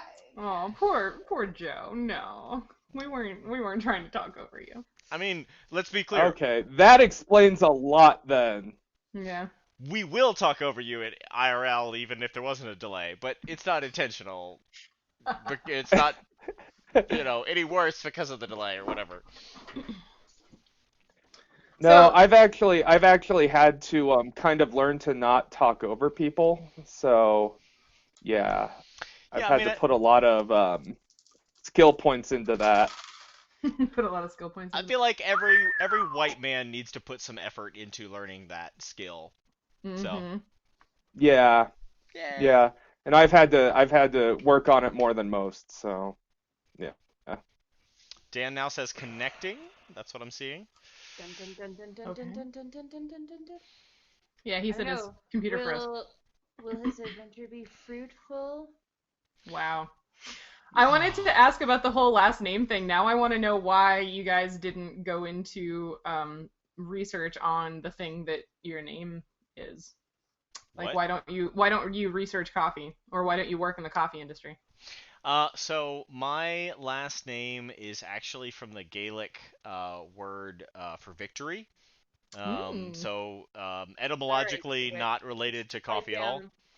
Also, I don't live in like paradise like Nancy, so I don't get to like have coffee grow in my backyard. Yeah, Fair it enough. sounds like your life sucks. Let me be clear. I So studied harsh today. I studied my crop, and my crop choice was because it's a crop that no one cares about. Like everyone Wow. cares about coffee, and so everyone has studied coffee, right? Mhm. That's why I studied eggplant, because no one gives a shit about eggplant, because eggplant is disgusting. What else does that say I don't about know. you, though? You know, Peter, eggplant is one of the few crops that has a transgenic option. over in India. Okay, So yeah, all I'd right. say that there's some I people who really apologize to care the about entire it. Indian subcontinent. Everybody Nobody calm down. outside of your subcontinent cares about eggplant, except me, and I don't even like eating it. I don't know. That's I very like significant eggplant. emoji. Very important. Oh my goodness. Yeah. Wow. Wait, Peter, you are talking about the solanaceous crop, right? Interesting fact: eggplant, Not the thing. Uh-oh. the solanaceous crop, is the agricultural product with the second highest amount of nicotine after tobacco in it. Really? Yeah, if you were to eat Really? 40 pounds of eggplant, it would be the equivalent of smoking one cigarette. Yeah, but could you even hold 40? No! No! I feel like Absolutely not! when you're like, it's the second most nicotine-filled plant after tobacco, and then you like plot those things on a graph, like that's way more important than just being like, it has the second most amount of nicotine in it. Like, Oh, yeah. Yeah, it's a relative amount, you know. It's not even on the same order of magnitude, but yeah, it's still just interesting that there is a trace amount of nicotine in eggplant. 40 Why are they pounds. called bed and hit? What are they called? They have a different Brinjal? aubergines. They're called aubergines in Europe, are they not? Yeah, in Aubergine? France. Yeah. Aubergine. Yep. Is Yeah, eggplant. and in Britain as well. So Mhm. aubergine, fuck, and I used to know this, but This is the most random. This is the most random science corner we've had so far. I like in it. this. I like it. Oh, what happened there? Somebody shared their screen. oh, sorry, that was I have no idea. that was me. Going Sorry. off the rails. It's Off the rails. Crazy train. So I think etymologically. Oh, interesting. Okay, so aubergine is from the Arabic word, which is based on the Persian word, which is based on the Sanskrit word for eggplant. Holy smokes. Yeah. And eggplant, how did we get such a stupid name in American English? Because a lot of the African eggplant varieties, so like, all right, so every American, when they think eggplant, they think of that like pear-shaped purple shape, Mhm. right? Like that looks like the eggplant emoji. But almost all of the African varieties are actually egg-shaped. And there's a huge amount of genetic diversity in like its native range. So their eggplants can range from being like solid white, so looking like an egg, to green, I've seen those. and you know, with all kinds of like different color striping and stuff like that, to orange, red, yellows. I mean, really, pretty much any color but blue. So yeah, there's a huge amount of genetic diversity in almost any agricultural crop in its native range, and then we end up eating like one kind, right? Like, you know, you look at there was a really great post on Twitter earlier today that was like a variety of avocado. It was like a long, skinny avocado that was like, you know, this long. I've seen those. Yeah, and it's like because you live in the native range of the avocado, Yeah. so like. That would be Well, good like for making 350 avocado toast on like a baguette, right? Well, and it would be good for like if you were. Oh wait, what happened? We have like 350 varieties of potatoes. Hi Dan. I don't know what just Yeah. happened. I feel like a whole bunch of video skips happened. We're back. Yay. We Welcome missed back. Yeah. So, Dan, you missed discussions of the fact that both of you and I have food-related last names. you. We can't hear him. Oh no, Dan. That was a good screen to freeze on though. Oh yeah, he looks so happy to be He's- frozen. Yeah, your video's frozen and we can't hear you. But other than that, you look great. Yeah. Can someone please screenshot that? He looks adorable. Yes, my video's frozen. I do have to go in 45 minutes. Oh. Okay. Okay. We're getting there. Yeah. Yay, he's back. Yay. Still So, can't hear you. Still Peter, muted. what's up with like? Oh wait. You're muted, Dan. This is the best.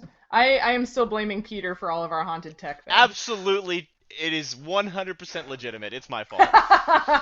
It totally is your fault. Nope, can't hear Nope. you, Dan. Bummer. Oh no. Yeah. And it was just about to be his turn. Wait, why am I giving you guys the thumbs down, or why am I giving Dan the thumbs down to indicate that we can't hear him? My camera's off. Yeah. Bless your heart. We are Oh. so struggling today. We are so struggling today. I feel so bad. I have a fun story about the eggplant emoji for you guys, but I'm not gonna tell it on stream because it would embarrass someone.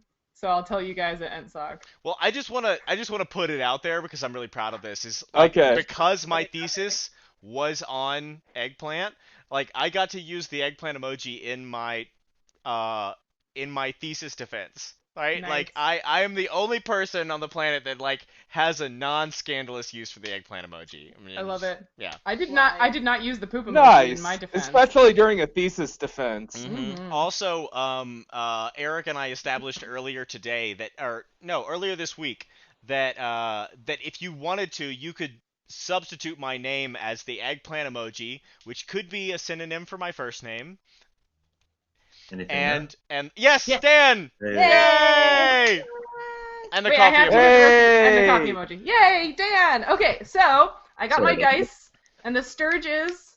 So the purple one was still distracted. The yellow one is still being held by Lucanus. The red, green, and orange were all attached to this poor farmer. I tried real hard. You tried. So they each jam their sharp, pointy nose bits into him and start draining. And the red one, it's crazy. It drains so fast, it just it balloons up. It gets real big and fat, and it detaches, and it starts flying away. One, Uh-oh. two, What a three, jerk. 4. Dine and dash, huh? Boop. All right.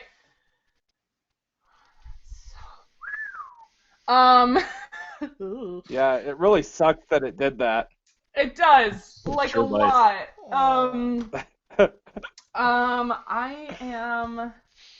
I need to die real quick because I didn't think this out ahead of time. You need to die because that farmer's about to die. That's kind of the point, yeah. Well, that's not a good answer. Okay. So, so he looks like he went from just like yelling and flailing to like he's swaying on his feet. Like he's having a really hard time staying vertical. Just in a matter of a moment when the three of them started draining him. And yeah, the red one ballooned up real big and started flying away. And now it is Bedwyr's turn. So I'll take the axe in my main hand Mm-hmm. and attack with that first thing off the. All right. Are you going to try dual wielding?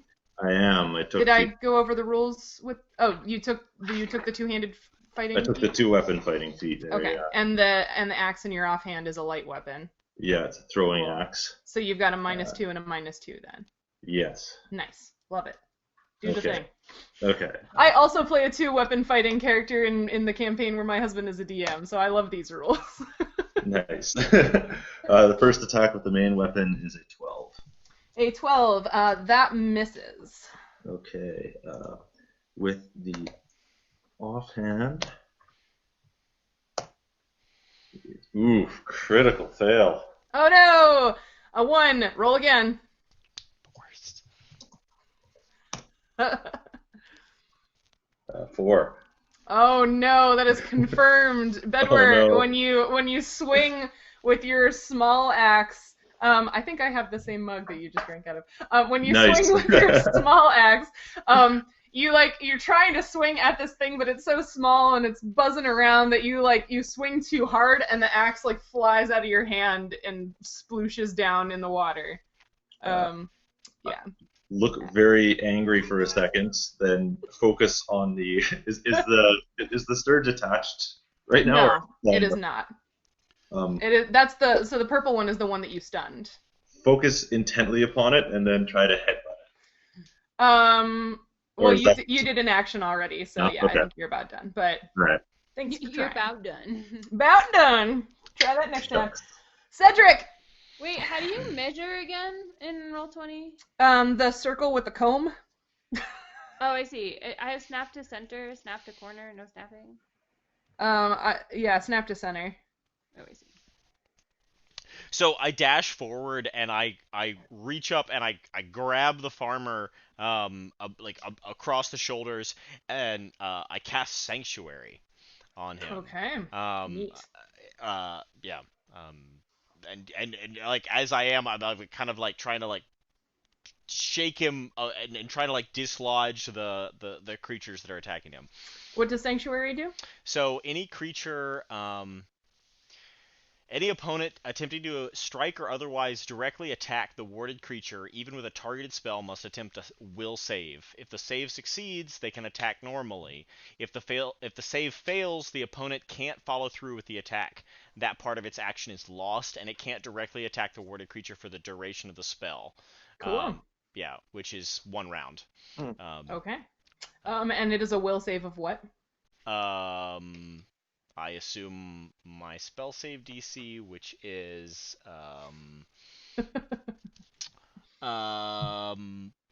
plus my wisdom 13. Okay. I will keep that in mind. Are you doing anything else, Cedric? Nope. Okay. Lucanus, we're back up to you.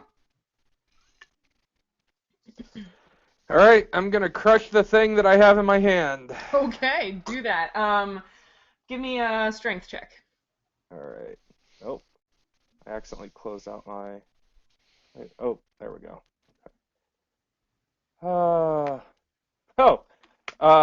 19 plus 4. Alrighty. Let's see. You're doing that unarmed. Give me That's the rage. a 19 plus 4.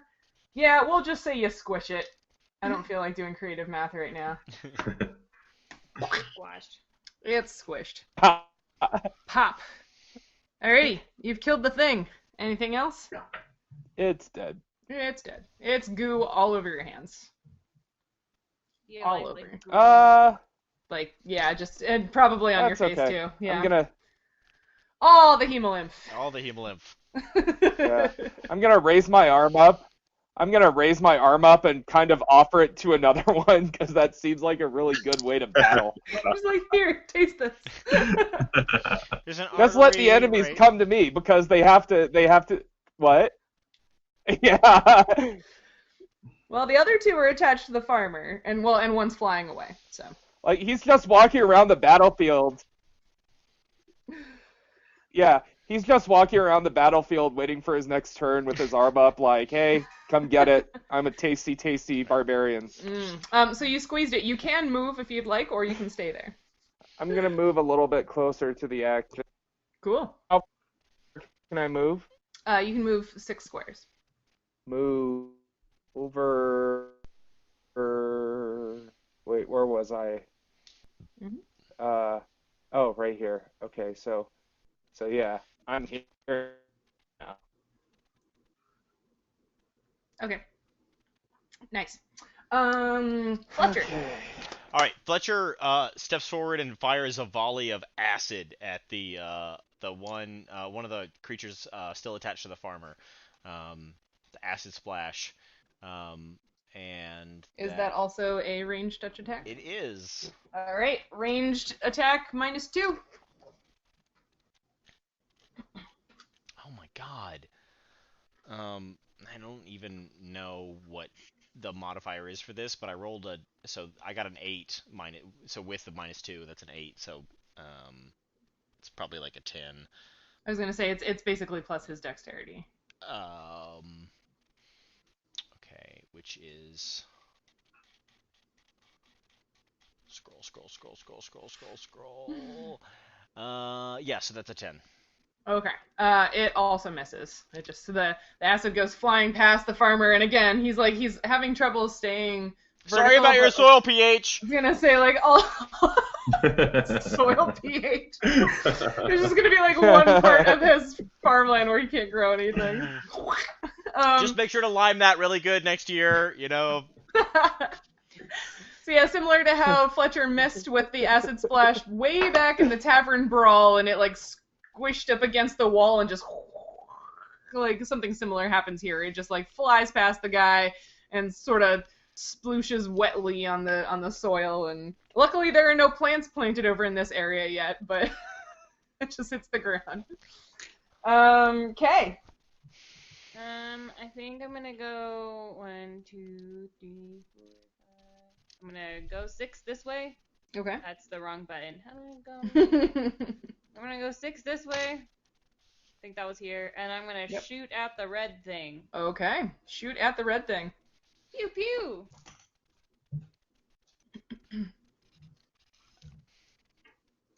Seven. We are rolling so bad this game. Our tech doesn't work. You're rolling bad. I've rolled over 10 once so far. I have a party to go to. Bye, y'all. Stay here. Don't leave yet. Well, that was exciting. Oh boy, here we go. That's it, Kay, because you ran and you shot. The green one and the orange one are gonna take their drinks. Wait, What? of the farmer? Yeah. Do they have to make will saves? Oh shit, sorry. You are correct. They do have to make roll saves. Cedric's not useless. The rest of Cedric's everybody not is useless. useless. Killed one. Kay skewered okay? one, and Lucanus squished one, and Bedwyr stunned one. All right, fine.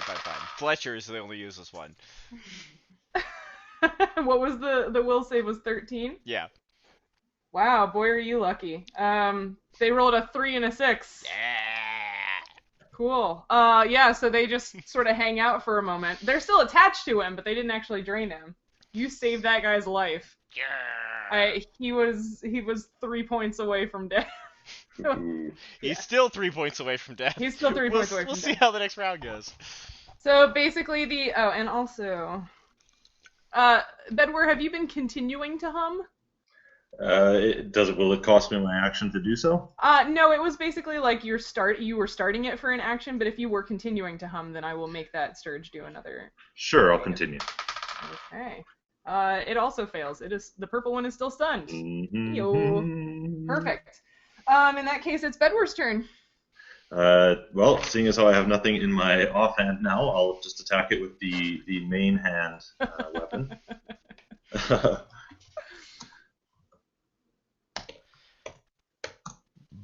For 23. Holy smokes! Roll some damage. Finally, some good rolls. Yeah. For 9 points of damage. I mean, as long as this damage isn't like a 2. Yeah. You take your axe and just like line it up right with this thing, which it's still flying, but it's definitely not doing a great job of navigating. And you just line your axe up right and you just cut right through it. It is Right on. zerstört. Can I shift forward 5 feet after that attack? Yeah, you can shift forward a full movement after that. Oh, right on. Yeah. Dun, dun, dun, dun, dun, Oh, dun, right dun. on. There we go. Nice. Woo. I'll run on up to the farmer. Cool. And Cedric. Cedric is going to heal. So, like, seeing that his protection spell has worn off of the farmer, he's going to, and the farmer is still looking terrible. He's going to try and heal the farmer. Okay. So he's going to cast Cure. I can never remember the. Minor, light, moderate. Yeah. Light. Light. Yeah. Minor does 1 hit point. Right. Light does A D8. 1d8 plus whatever. Yeah. A D8 plus 1. That's I rolled a 7, so at 8 points. You cast the spell, and you feel the warmth go through your fingers and into him, and he's still sort of eyes glazed over, swaying. It doesn't really feel like it had like the spell happened. It's not like the spell didn't work. It just doesn't seem to have affected him the way you might have expected. Damn it. This is the first time you guys have fought a monster like this. That's all I got. That's all you got, Lucanus. All right. Has anything attached to me yet? I don't think so. Nope. All right. So looking at the map. Let's see. Where would let's let's see, would I be able to attack that orange one? Yeah, so you can either hit it, or you can try to grapple it and pull it off of him. You are, like, you would have to move, well, I mean, they're all on him. So yes, you can either hit the orange one, or the green one, or you can try to pick one of them off of him by grappling them. Okay, so here's what I'm not really so sure on. The one that's currently on him, if I were to, take out my battle axe and just give it a whack, would I be in any danger of hitting the farmer? Not according to the rules, which is weird, but yeah. You could give him the closest of shaves. Okay, all right. So I am going to, yeah, and that's what I'm going to do. I am going to shave a farmer with my battle axe. Peter is like, oh god. Okay, that Sounds like a euphemism for something. I know, right? It sounds very dirty. Eggplant emoji. Yeah. It's like, is that a sex move? Or... All right. Lucanus, roll an attack. Bring us home, Lucanus. Bring us home, Lucanus. 7. 7. Nope. You're trying so hard to not hit the farmer that your I got blade. a 7. Yeah. You're trying so hard. No, you're You're trying so hard to hit the trying so hard to not hit the farmer. That your blade goes wide and sort of passes by. Yeah. No, 7 is not good enough. Fletcher. Still hanging out way back there. Yeah. Like a good wizard should. Yeah, I mean, I'm really trying hard not to kill Ryan's character. I appreciate that. I'm sure he appreciates it even more. I think he's gonna fire. He's gonna fire with his light crossbow at one of them. Which he has nothing for his attack bonus, so I'm guessing that's just a straight roll. It's a straight roll plus your dexterity. Oh, okay, so that's a 21 actually. Minus 2 is a 19, but that still hits. Okay. Which one were you aiming at? Yeah,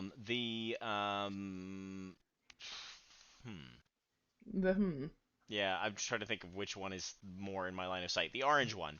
The orange one. Okay. Yeah. Roll some damage. Roll some brain damage. That beautiful brain footage. Nail it through the compound eyes. Uh-oh. What did you get? Let me guess. He got 1 point of damage. 1 point of damage. Cool. Yep. His crossbow the crossbow bolt sort of clips one of the wings, but since it's attached to the farmer, it doesn't do much in terms of its, its ability. Thanks, Fletcher. Okay. I'm gonna try and shoot the thing again. The red one? The red one. Okay. Oh, that's better. I got a 19. You got a 19. That's a hit. Do some damage. Alright. No, roll the cube, because that one was 6 dice. I like how I snarkily responded that a two-sided die was a coin, and then Yeah, Peter, were you thinking of the cube from Critical Role when she said that? Because I saw you laugh, and that's what I was thinking of. No, I was like, I've never heard it called a cube before. I got a 4. You got the 4. All right. You hit it, and your arrow sinks into this creature's abdomen, and it looks like it's headed toward the ground. It is not able to sort of stay aloft well anymore. You did some serious damage to it. Bink. Next is the Sturge's turn. So that one is going to continue fleeing off the field to the side, but I mean, if you want to keep shooting at it, you can. You could just keep moving. But it's off the visible map, but like you can still see it. And the other two are... What are they going to do? These aren't very smart creatures. So I guess they're just going to do their thing. So they're going to suck this guy some more. So he's going to die. Is that the shaving a farmer? Yeah. Yeah. Yeah, I was going to say, you guys thought what I said sounded dirty. Yep. So they both take their fill and start to move away, which means that we'll say Lucanus and Bedwyr, you can take attacks of opportunity. Lucanus, you can attack of opportunity the green one, and Bedwyr can attack of opportunity the orange one as they start to move away. All right. an attempt What to do I use. need to do to do So an it's an opportunity attack with your weapon. So roll your What? weapon. Roll your weapon attack. An attempt to be as heavy metal as Okay, I got possible. a Can I headbutt 14. it? Sure. That's an unarmed strike, though. Are you proficient with that? The Ibixians are More proficient intimidating with than headbutting things. It's like the bonus attack. Oh, yeah. Right. Yes. Do the headbutt then. I forgot that was a thing you could do. Lucanus, what was your attack? So am I supposed to roll my weapon die or the d20? You roll the d20 first to see, like roll your weapon attack, so the d20 plus whatever to see if you hit it. Basically, this is an extra attack that you get because an enemy is leaving your range, and so you get to be like, ah, no, not so fast. Yeah, so I got a 14. A 14. Plus the strength modifier, right? And your base attack bonus of 1. Yeah, so the strength attack modifier would be 4, because rage. Mm-hmm. And then Your base attack of attack 1. modifier of 1, so that's that's 19 total. I believe. Nice. All right, that hits. Roll me some damage on the green one. Okay.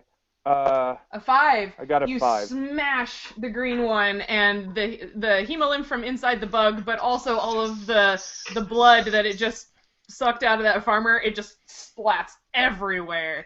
Lucanus, the farmer, Bedwyr, and Cedric are all splashed in bug juice and blood.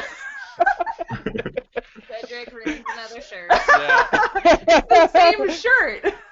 Cedric ruins the same shirt with a different color blood. Fletcher had cleaned it.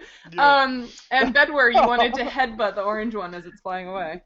Yeah, I rolled a 5 plus 8 for 13. A 5 plus 8 for 13 on the attack roll.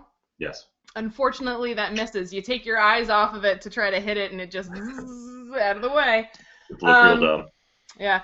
Cedric, you're also allowed to make an attack of opportunity on it, though, because you were also right up against the farmer. All right. Gonna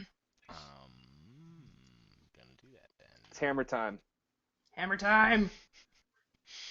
I've never made that joke about a cleric before. I'm so excited. This is so good.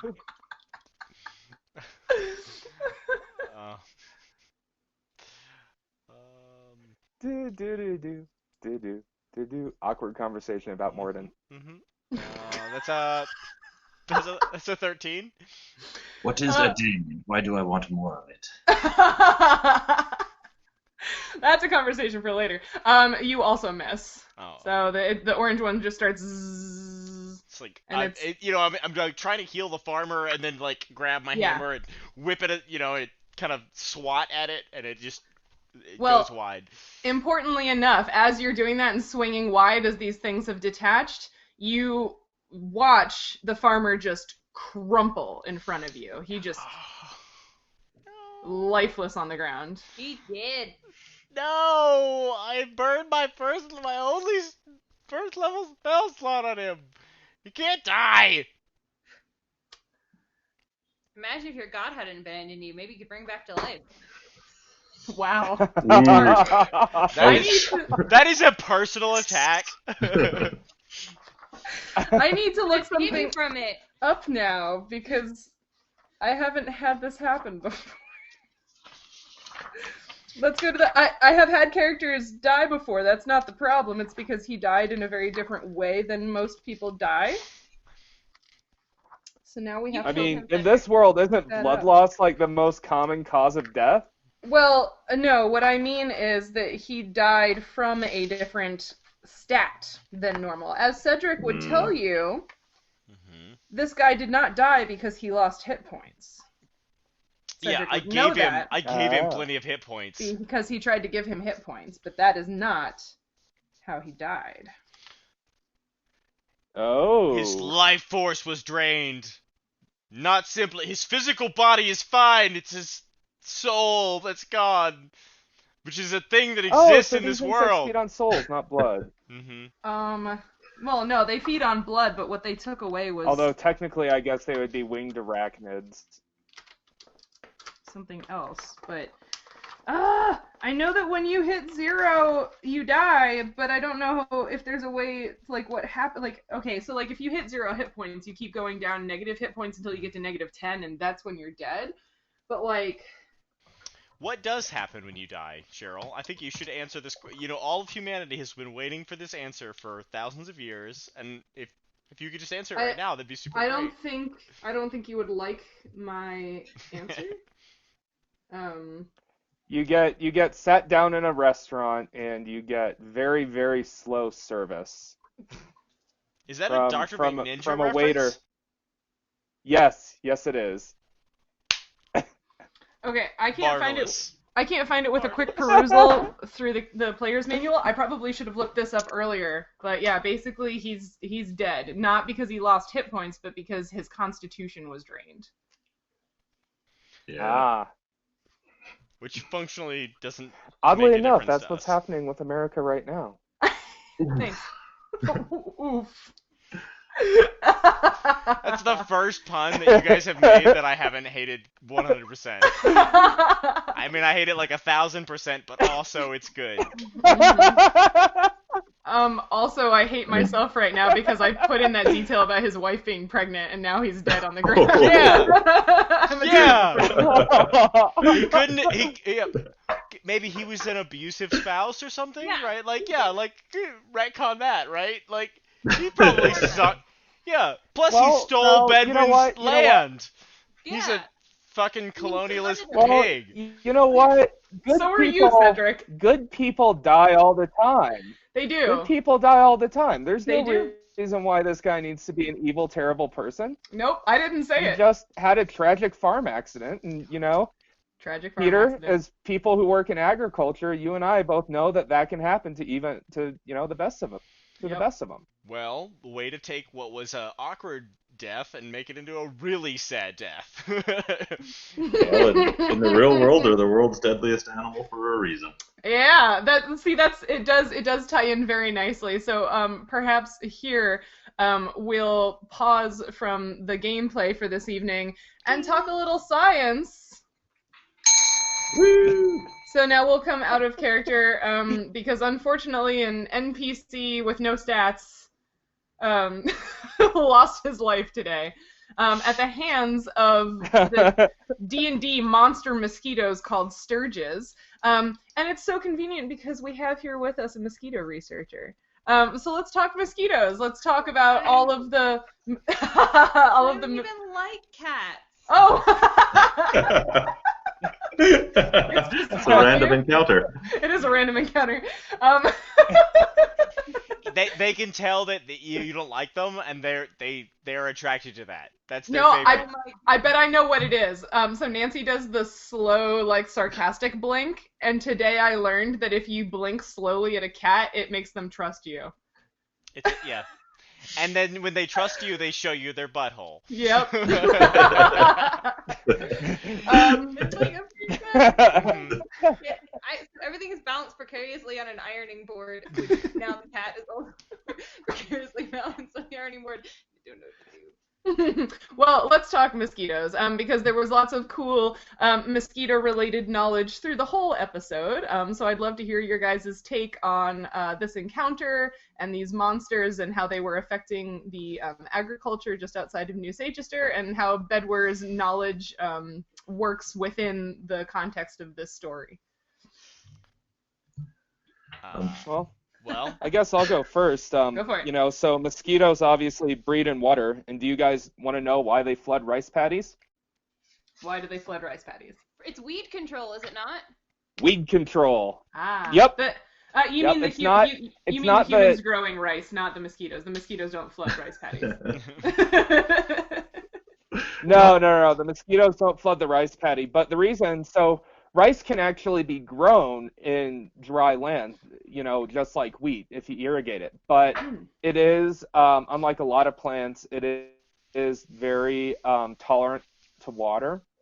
And weeds can be extremely difficult to control, more so than insects, because when you do weed control, it's, you're trying to grow plants and you're trying to kill plants and you're trying not to kill the plants that you're growing. So more often than not, what they'll do is they will flood the field to reduce the number of types of plants that can grow in there. And this is what it also reduces the number of pests that can infest the rice. But this is also what allows mosquitoes to breed in rice fields, and why rice fields can be really important for, or why rice fields can be really problematic in countries that grow a lot of rice. Absolutely. The type of mosquitoes that tend to breed in rice fields are often the genus Culex, and that's the genus that spreads West Nile virus. They spread Japanese encephalitis in Asia, and they are also the vectors of avian malaria. So they're involved in a lot of transmission cycles and can be quite problematic from an epidemiology standpoint. So when you have large agricultural areas that have prominent agriculture in them, and when you have rice fields in them, it can be quite an issue, especially if you start having, you have one farm with an animal reservoir near a farm with a rice field. It can really set you up for trouble. And what about other anthropogenic things that attract mosquitoes besides standing water?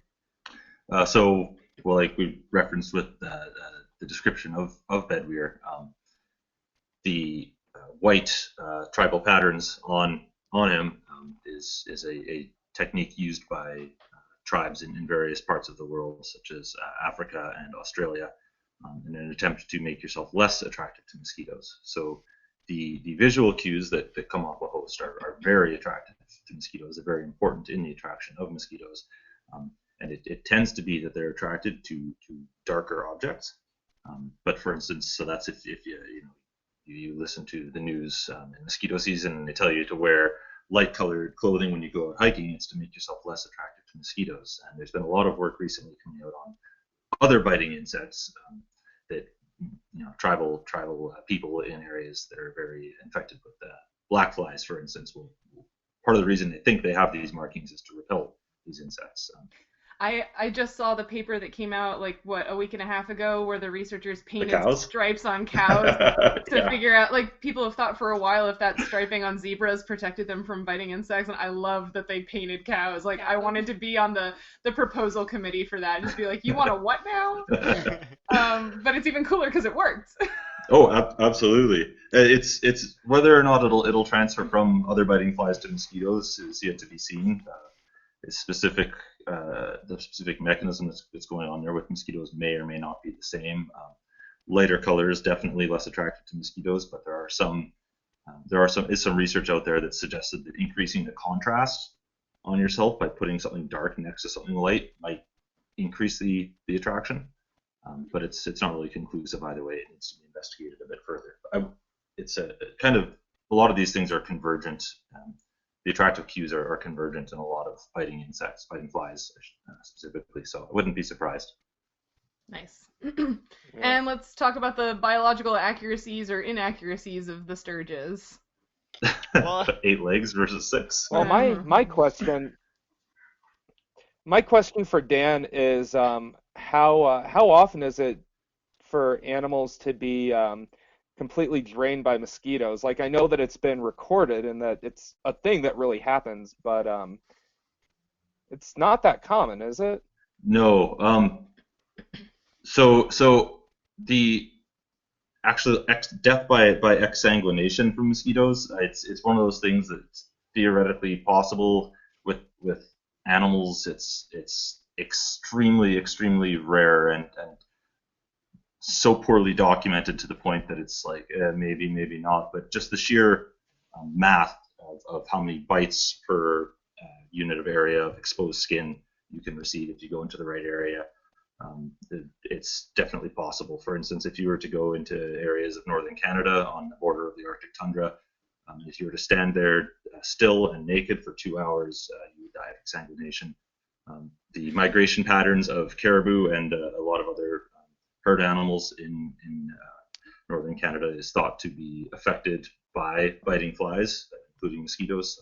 There are large swaths of land that hundreds of thousands of animals will just, take several extra days to go around rather than go through. And it's thought that that's because of the biting pressure. Yeah. And agriculture in northern Canada is thought to be also limited by biting fly pressure. So to such an extent that you can actually look at the distribution of population in areas of Canadian prairies, and sort of you can sort of people, I should say, have looked at how it's populations.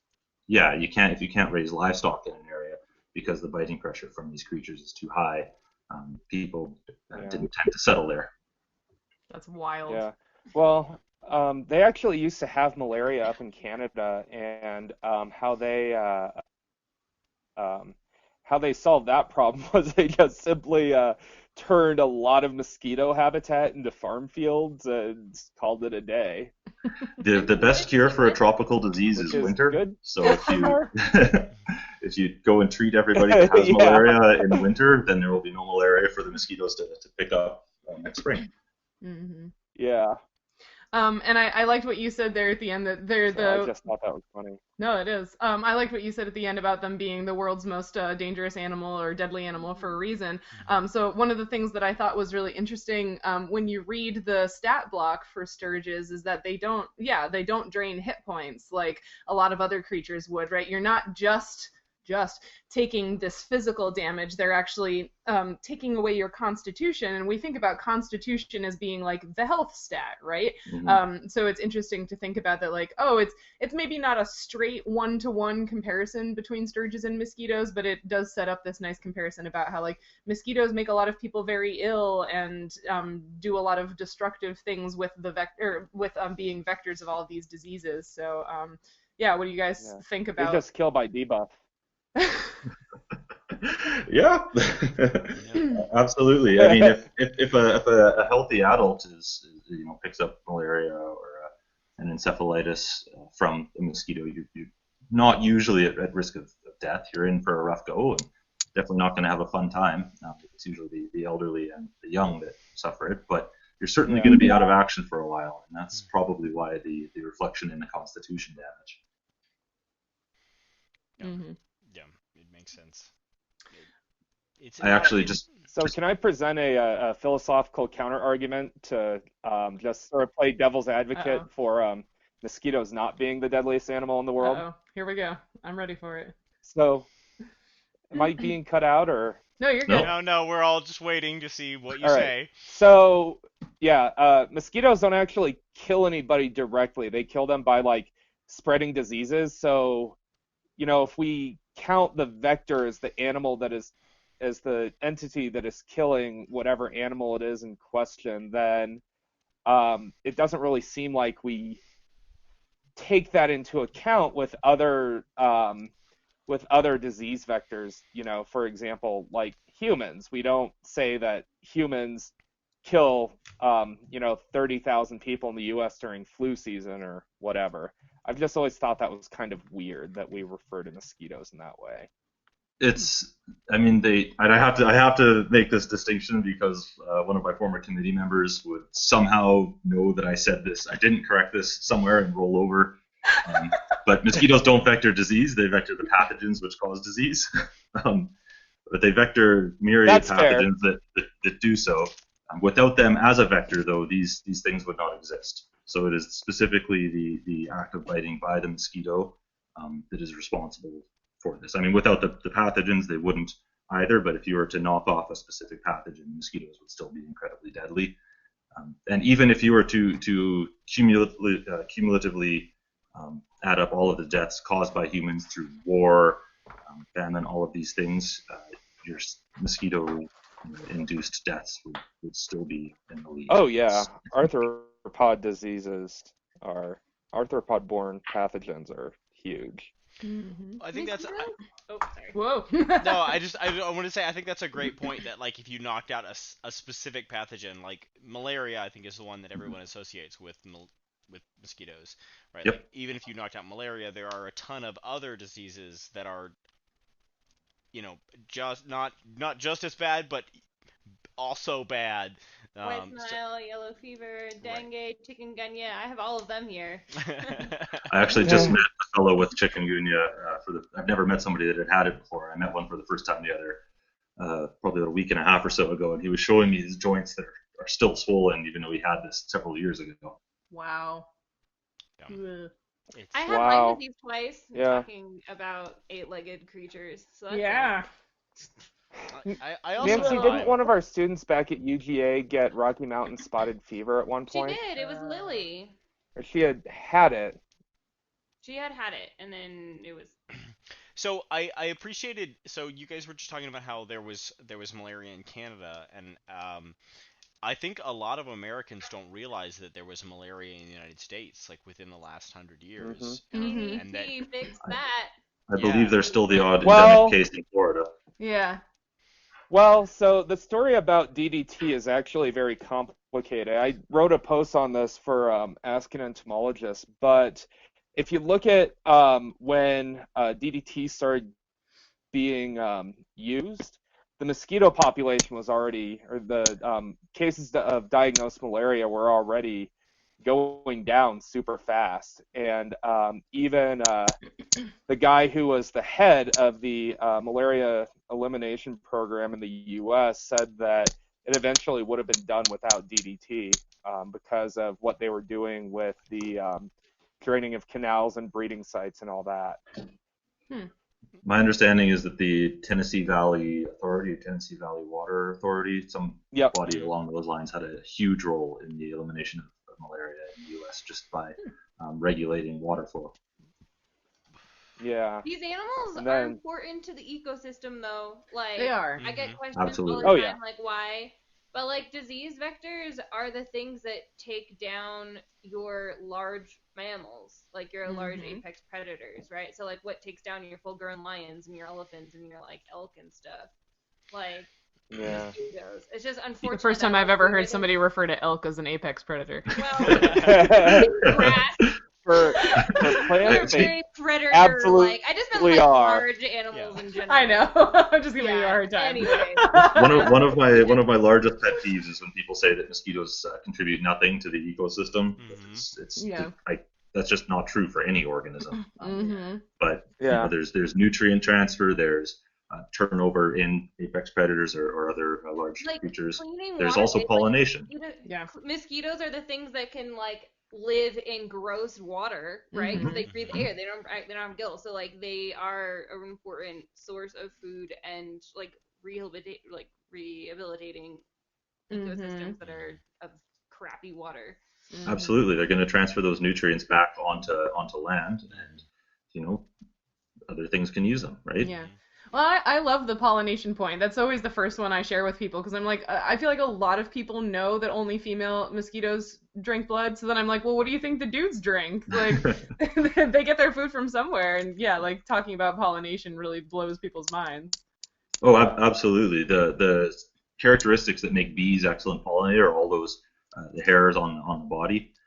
Mosquitoes, if you ever get a chance to look at one up close, often you'll see they have or at least most species have quite a few hairs on them as well. The floral nectar is the ubiquitous. Sorry? There's a really pretty one in Brazil. It's purple and iridescent, has little pom-poms on its feet. It's Sabethes cyaneus. Yeah, and I'm like, what about this really pretty purple iridescent one? I bet you didn't think about that one, did you? And then, So actually, one interesting thing about mosquitoes is that not all of their hosts are vertebrates. Eurotinea in the southern U.S. Actually feeds on worms. Yep, and leeches. Yeah. Now, do they get blood meals? Hemolymph meal? You cut out partway through there. Actual blood meals through those leeches? They don't suck the blood that the leech has consumed. They suck the hemolymph of the. Sorry. So it's leeches. So they're actually feeding on the hemolymph of the leeches and not necessarily the blood meals that the leeches have consumed. Well, I hope you all enjoyed this spooky, blood-sucking Halloween episode of Nature Check, whether or not it actually streamed. I have a new solution. I have a new solution for our streaming tech in the future, so stay tuned for that. But I want to thank Dan ever so much for playing with us today because it was super cool and I loved Thank you it so a lot. much for having me. And we'll have him again back, so we'll be streaming live for surezies next Saturday, November 2nd, and he'll come back to sort of finish out his storyline with us. And hopefully everybody should be there for that. So stay tuned, because we'll finish up this storyline and figure out what the crew is doing now that they're done with the Sturges. Don't forget to follow everyone on social media. Share this project with your friends and everything. Does anybody have anything they'd quickly like to plug? Nope. Nope. Not at the moment. All right, well then Nancy's going to go to a Halloween party. Oh, go for it, Dan. If there are any undergraduate students listening to this in and around BC, please hit me up because the lab I'm doing my postdoc in, we're starting to get the word out there to recruit talented students. Oh, hey, go work with Nice. mosquitoes with Dan. That'd be cool. Yeah. Do I that. hope so. All right, well then, thank you so much for hanging out with us and learning about science and mosquitoes and things. Have a happy and safe Halloween weekend, and we will see you back here, hopefully with better tech next Saturday. Bye. Bye.